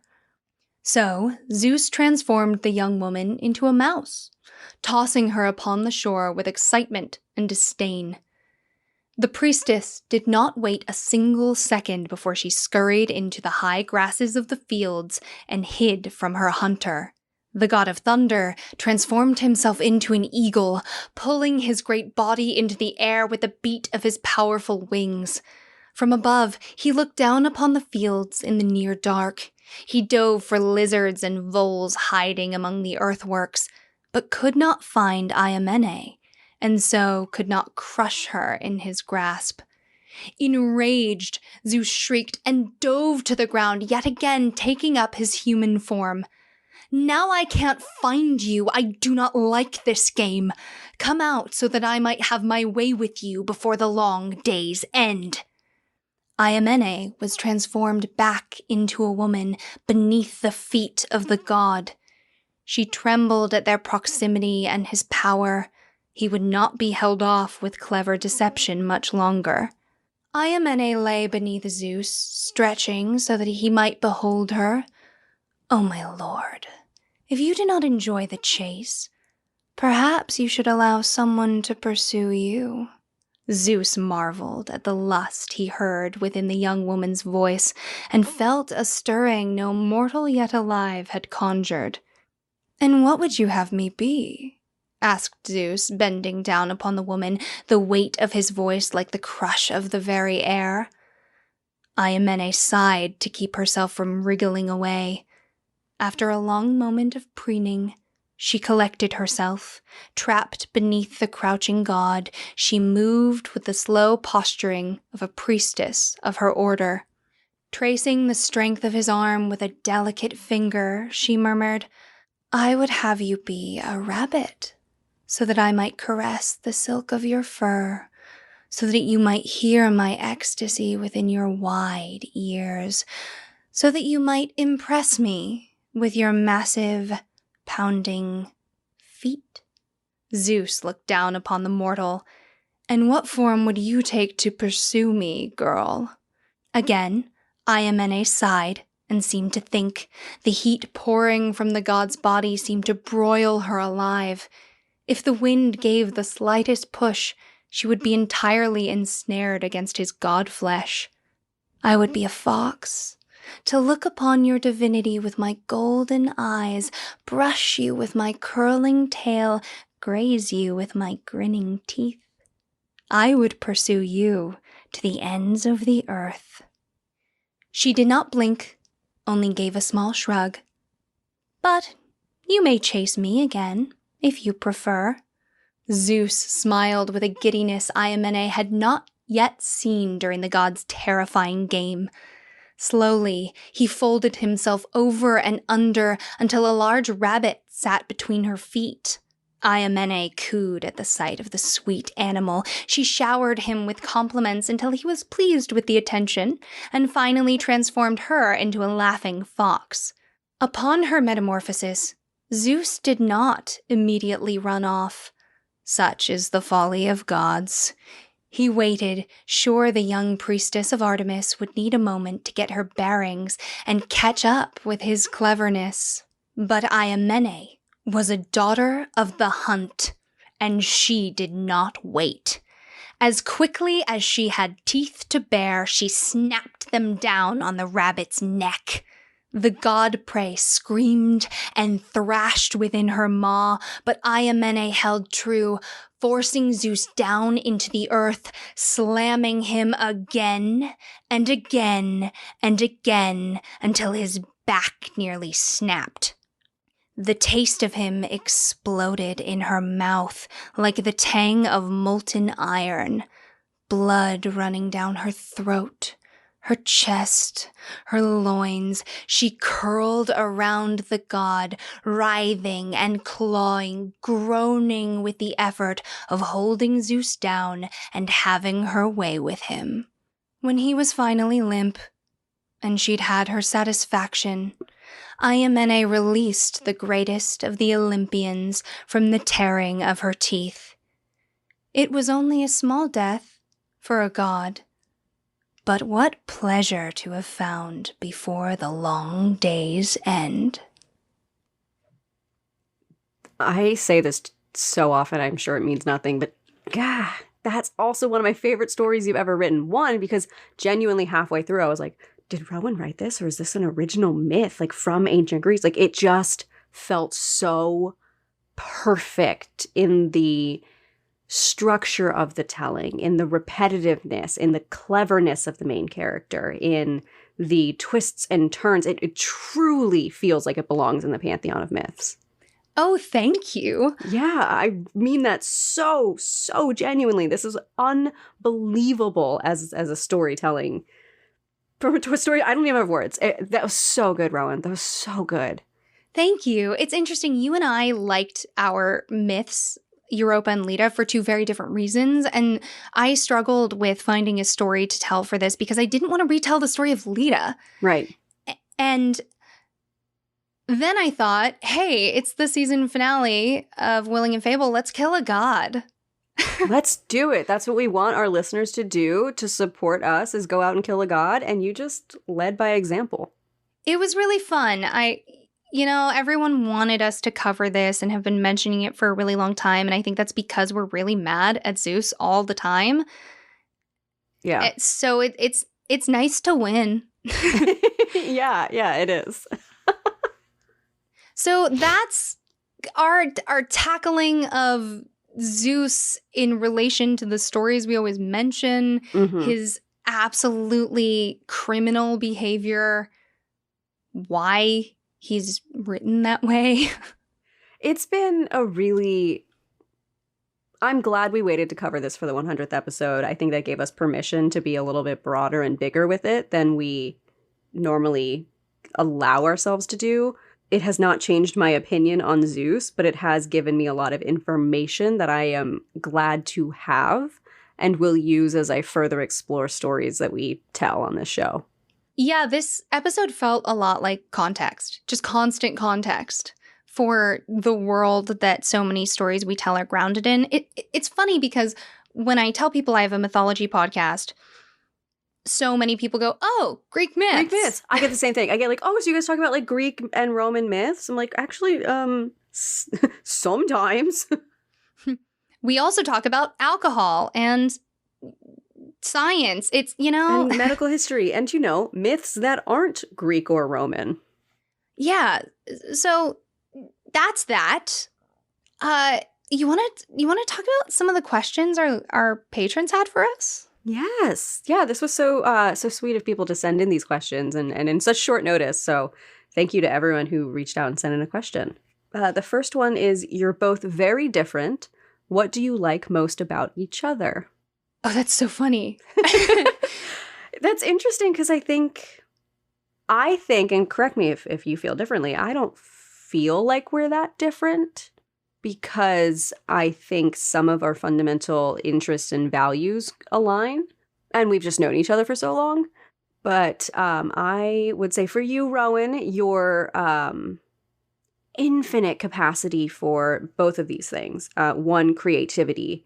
Just you're always learning and growing and finding new ways to be creative, and you're always willing to share that with me in a way that is uplifting. And then your capacity to love the people around you. You love more fiercely than any other person I know. Oh, thanks. You're easy to love. But for everyone around you, when you love someone, I truly believe there's nothing you wouldn't do for them. Oh, 100%. Like you would rip a man's heart out of his chest for a friend. No hesitation. I definitely try to kill God. Absolutely. What's the point? We're here. What else are we going to do? Taxes? Like, that's not good enough. No, kill gods. Kill gods. Yeah, I do feel that we're very similar. Tracy and I have known each other since kindergarten. Mm-hmm. And so I've said it before, but we're forged in the same fire. And so much of me was made by and around and for Tracy. Same for you. So that's a very funny question.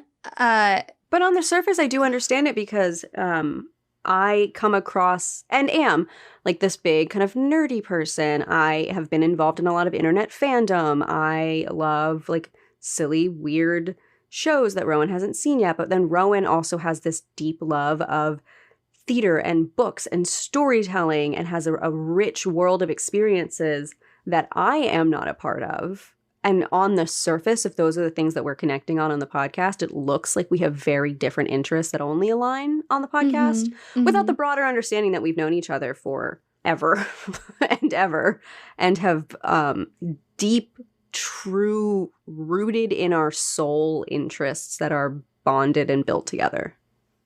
Absolutely. And one of the things that I most like about you, Tracy, is how steadfast you are.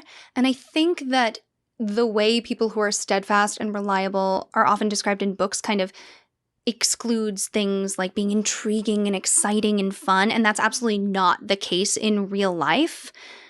I know that you believe the things you say. I know you will be where you say you are.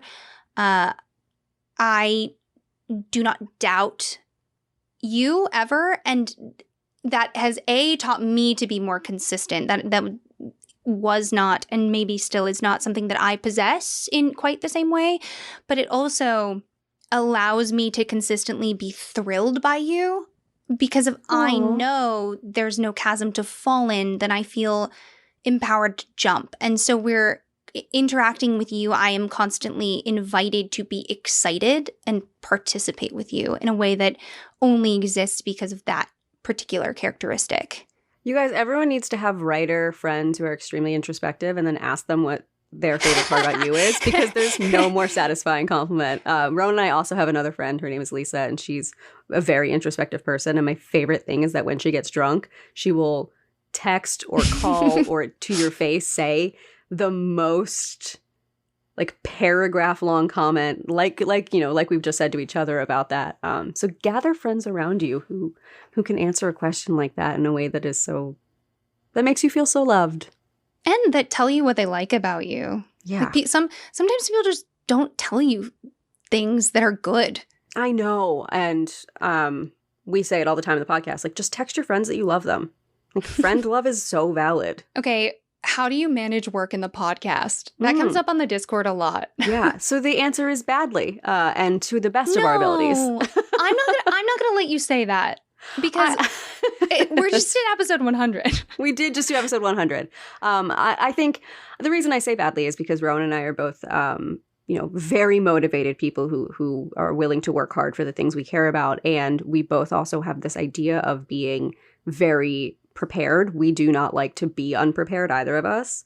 And life happens. And so then it comes to being flexible. And thankfully, we have a dynamic where there's so much trust between us that whenever flexibility is needed, we can take it.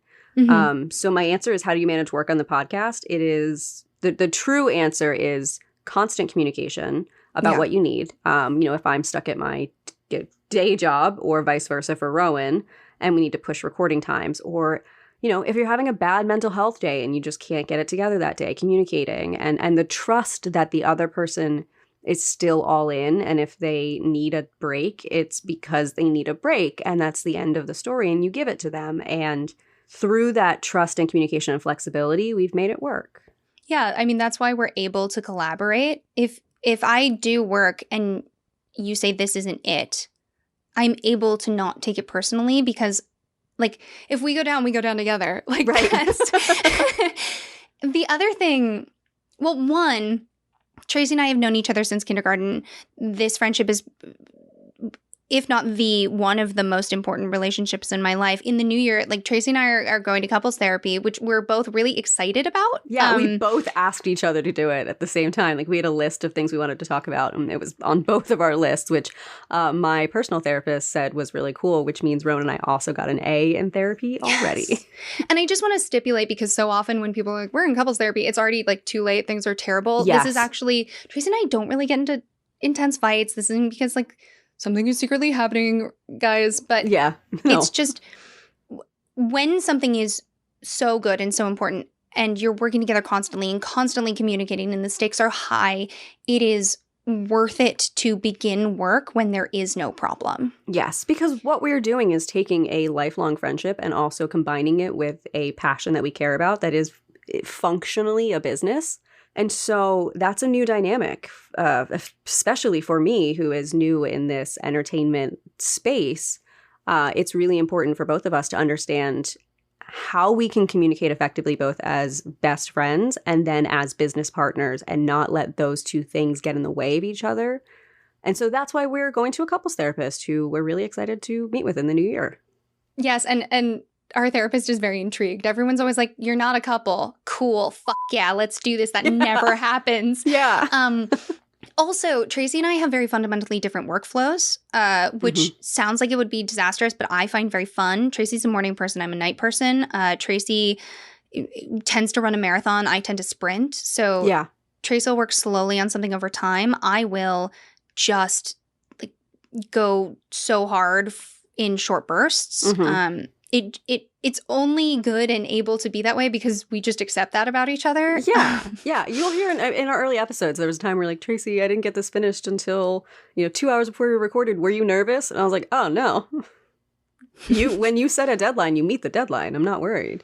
And so because I don't have to wait on you to do my work for these episodes, it's perfectly fine to have different workflows. And I think anyone looking to start a podcast with a friend has to understand that and accept that and find a workflow that works for you that doesn't cause conflict.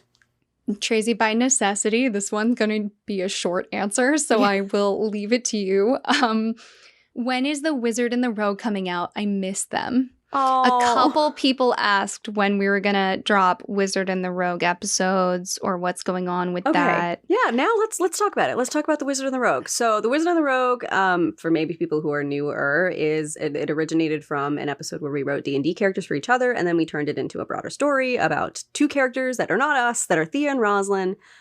And the reason you stopped seeing episodes is because we are dedicating our time into turning it into a real book that you can read. That's what we'll be working on in between our break after season 3 before season 4.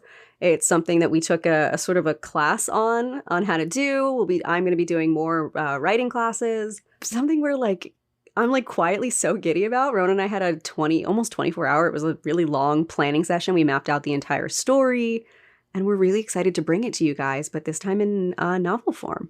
Yo, see, this is where the collaboration comes in. Tracy is excited and I'm terrified, and I'm just trusting her on that. I'm so excited because it's not a story I ever would have told on my own, ever. Sitting down, going through every single scene, all the characters, it was so fun because, again, I know I've said it a lot, but because of that trust between us and the years of good relationships, Rowan would be like, okay, so what if this character does this thing? I'm like, okay, well, how did they get there? And she's like, oh, you're right. Okay, well, what if they did this? I'm like, well, that doesn't make sense for this character. You're like, okay, well, what about this? I'm like, oh, yes, there it is. Like, there's no shutting down of ideas. And so that turned into a story that I, on my own, would never have told. And I think on your own would never have told, and is like the best of both of what we've created by just challenging each other and finding trust and choosing the things that are most important to us to have in the story. I'm excited. And I'm trying to be a person who chooses excitement over anxiety. And that's what I've decided with this. And that's why I love you. Yeah. The other thing that I think about a lot with our workflow, I guess kind of doubling back, is you have a job. This is kind of that balancing work and podcast. You have a job where you are not creative in the way that like podcasting demands during your workday.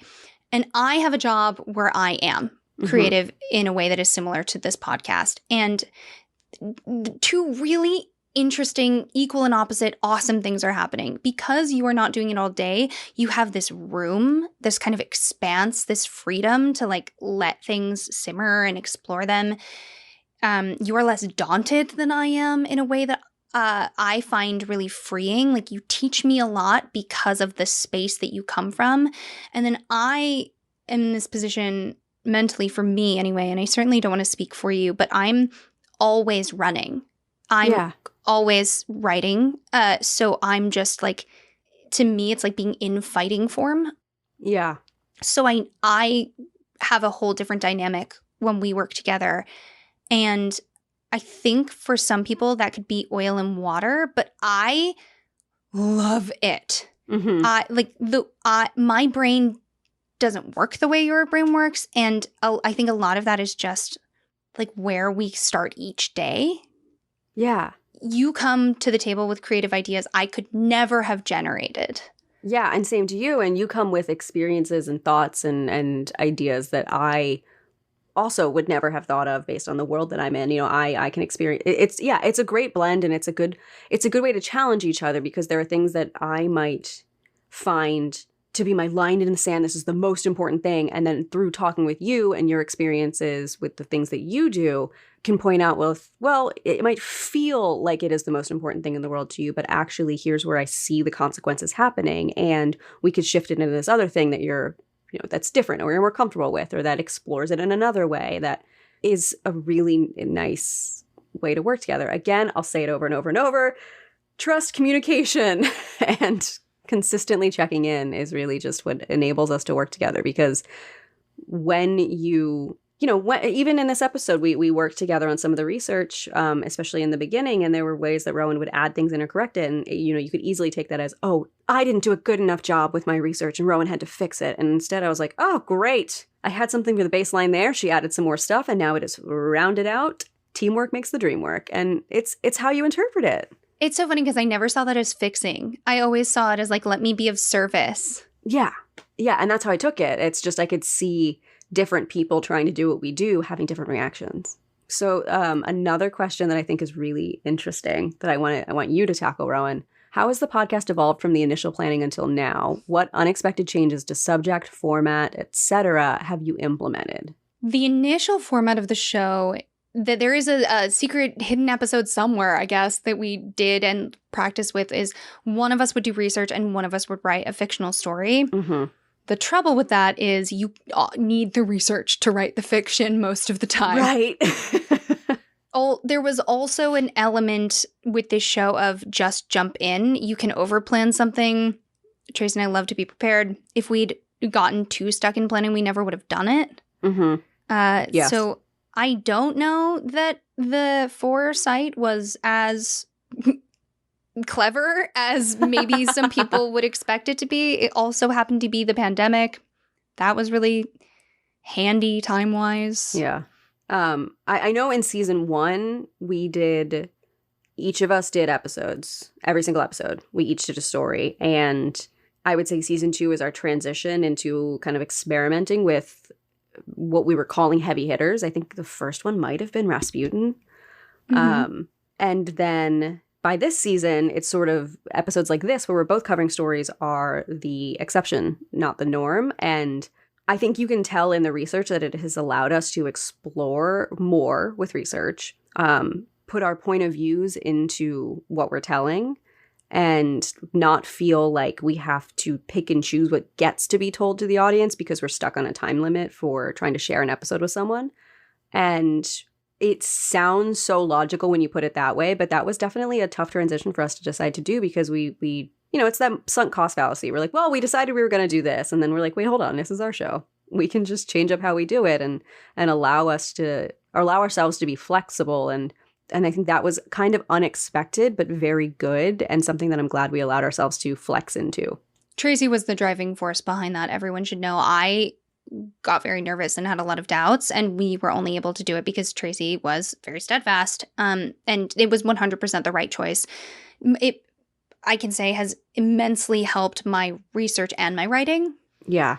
It's nice to be able to go into detail and really talk about things.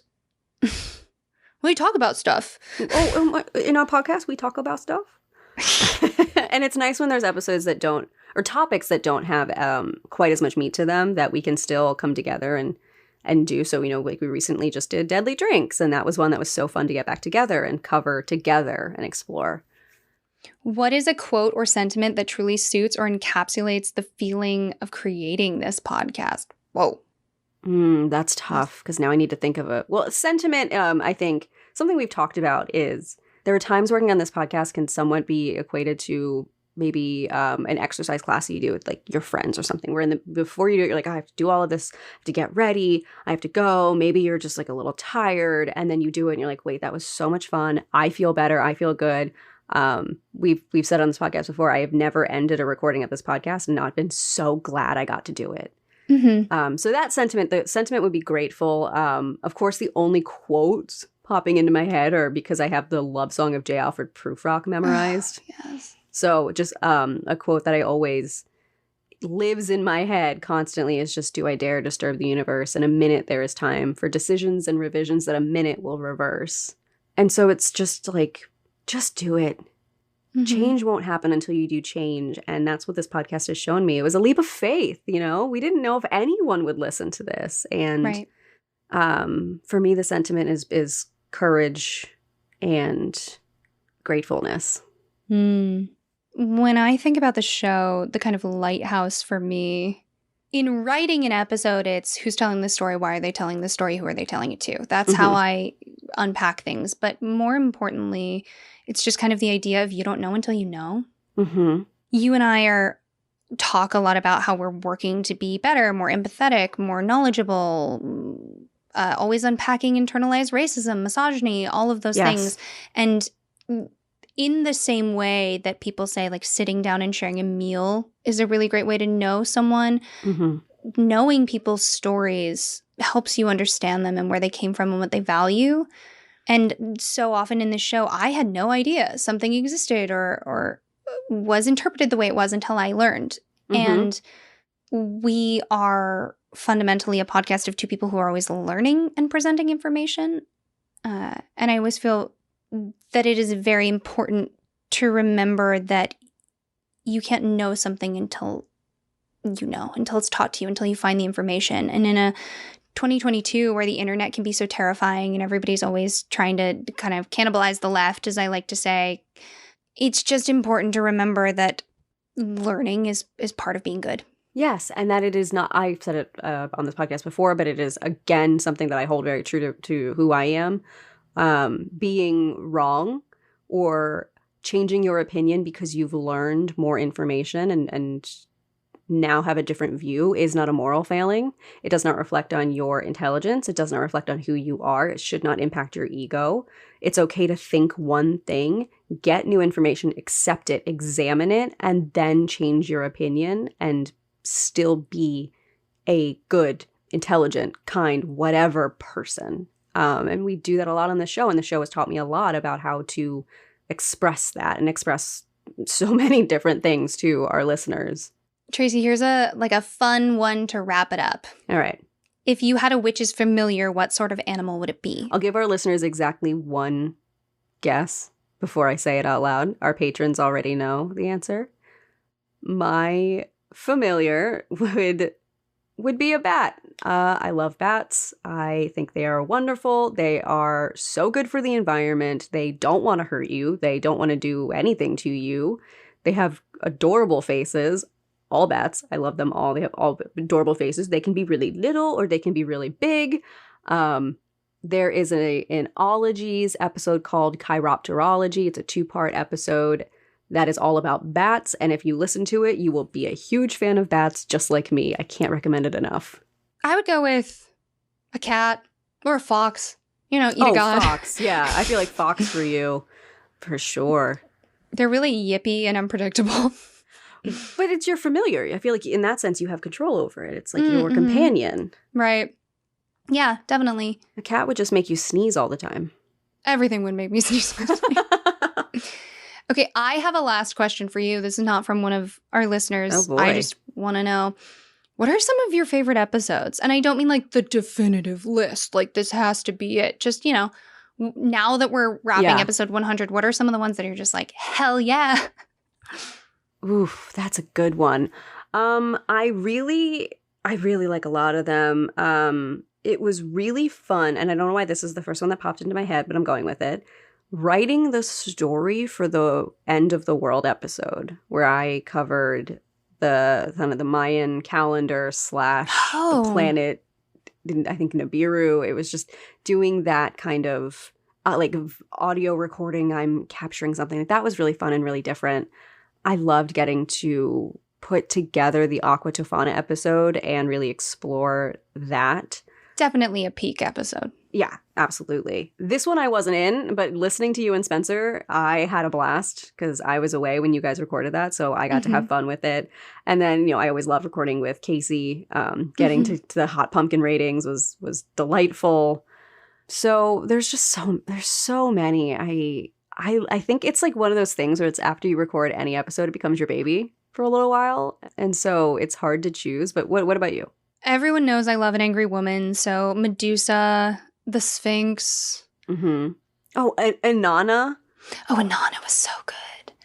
If we go all the way back, I loved the Linan Shi, which is ages ago. We're not even structured kind of the same as we are. That episode, compared to what we're doing now, sounds very different. I really love the Hatfields and the McCoys episode. And keep in mind, Tracy and I exist in the process of this show, and listeners exist in the result. Mm-hmm. So for me, the Hatfields and the McCoys, which is a topic that's covered on podcasts all over, right?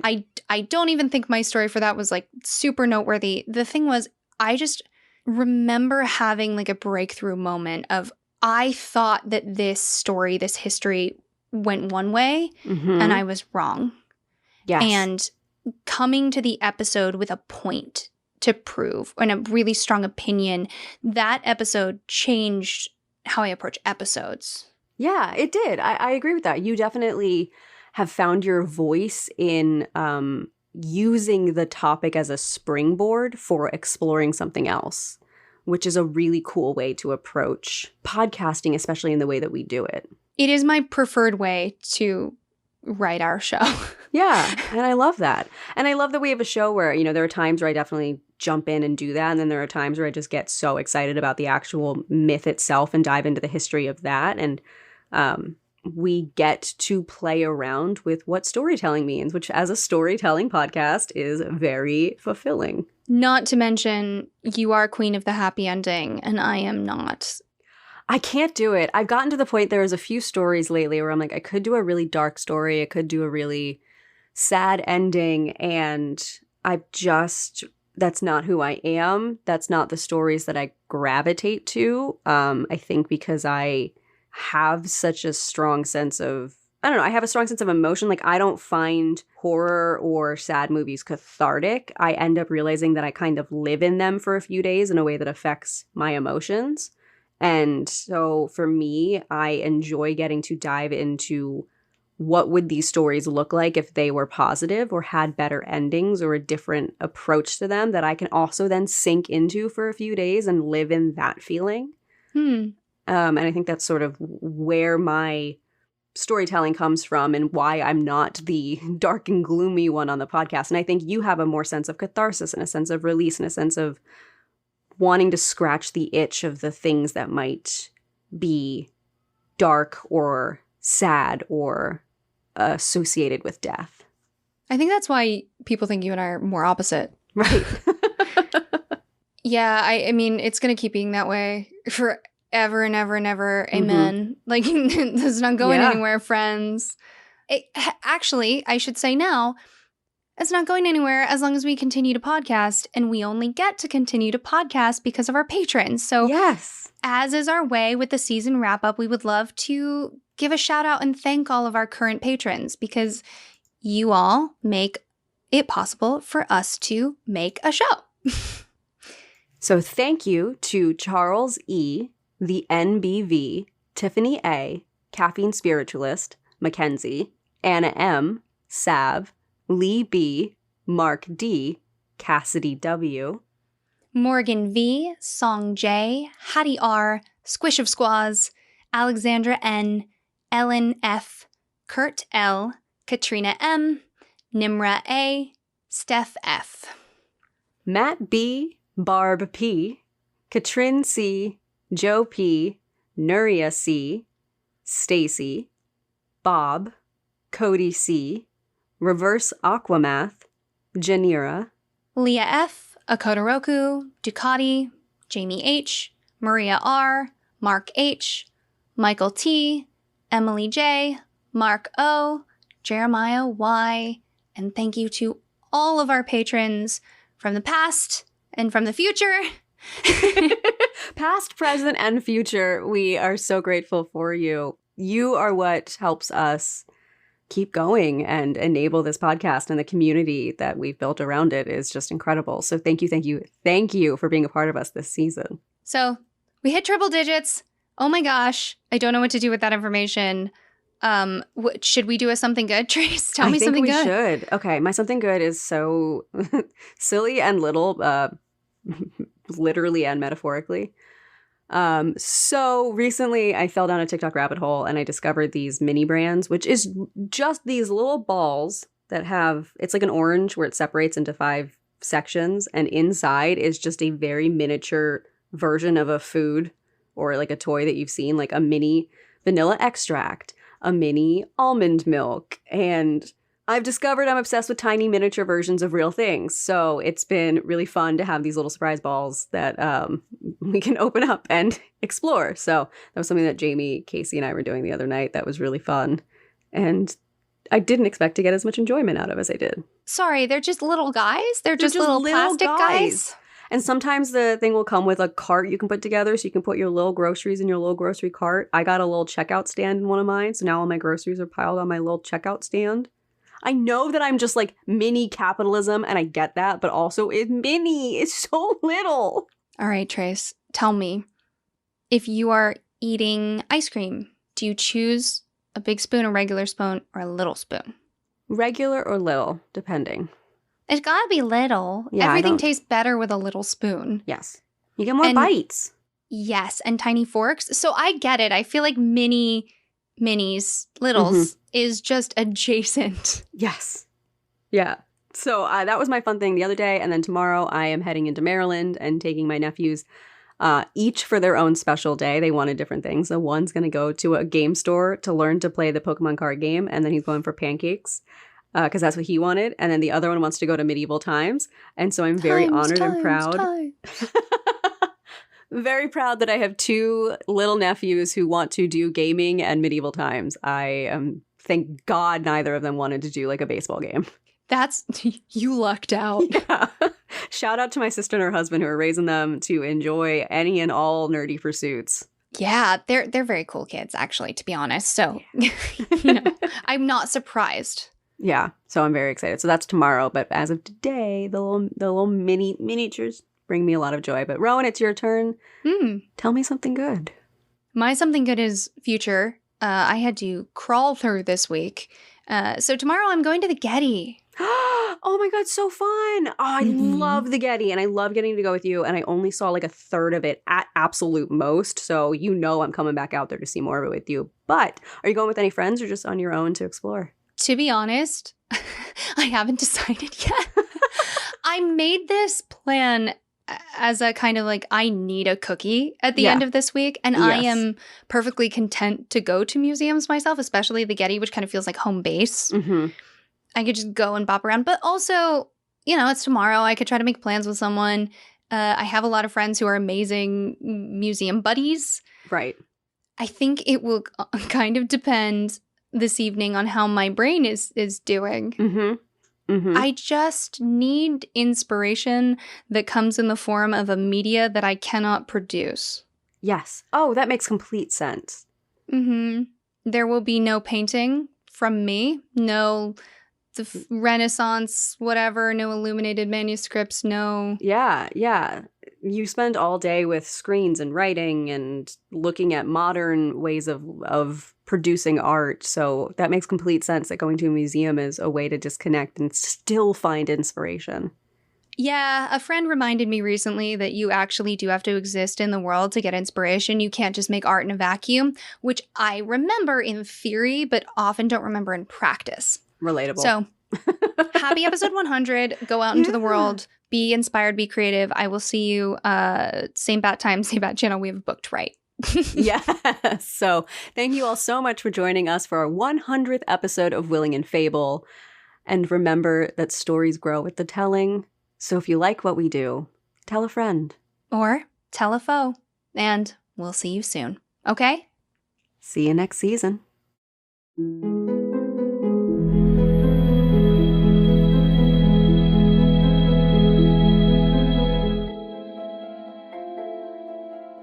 Thank you so much for joining us for the Willing and Fable podcast. This episode was written and produced by Tracy Harrison and Rowan Hall.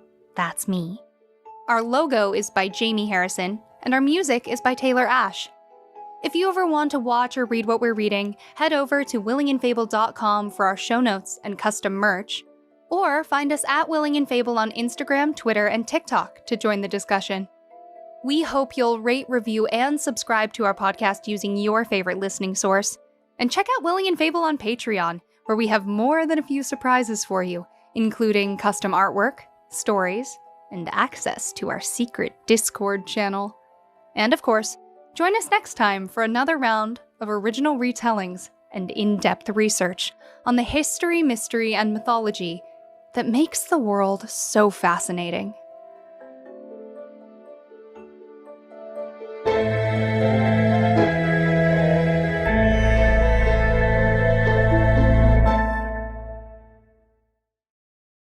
Do do do do do do do do do do do do do do do.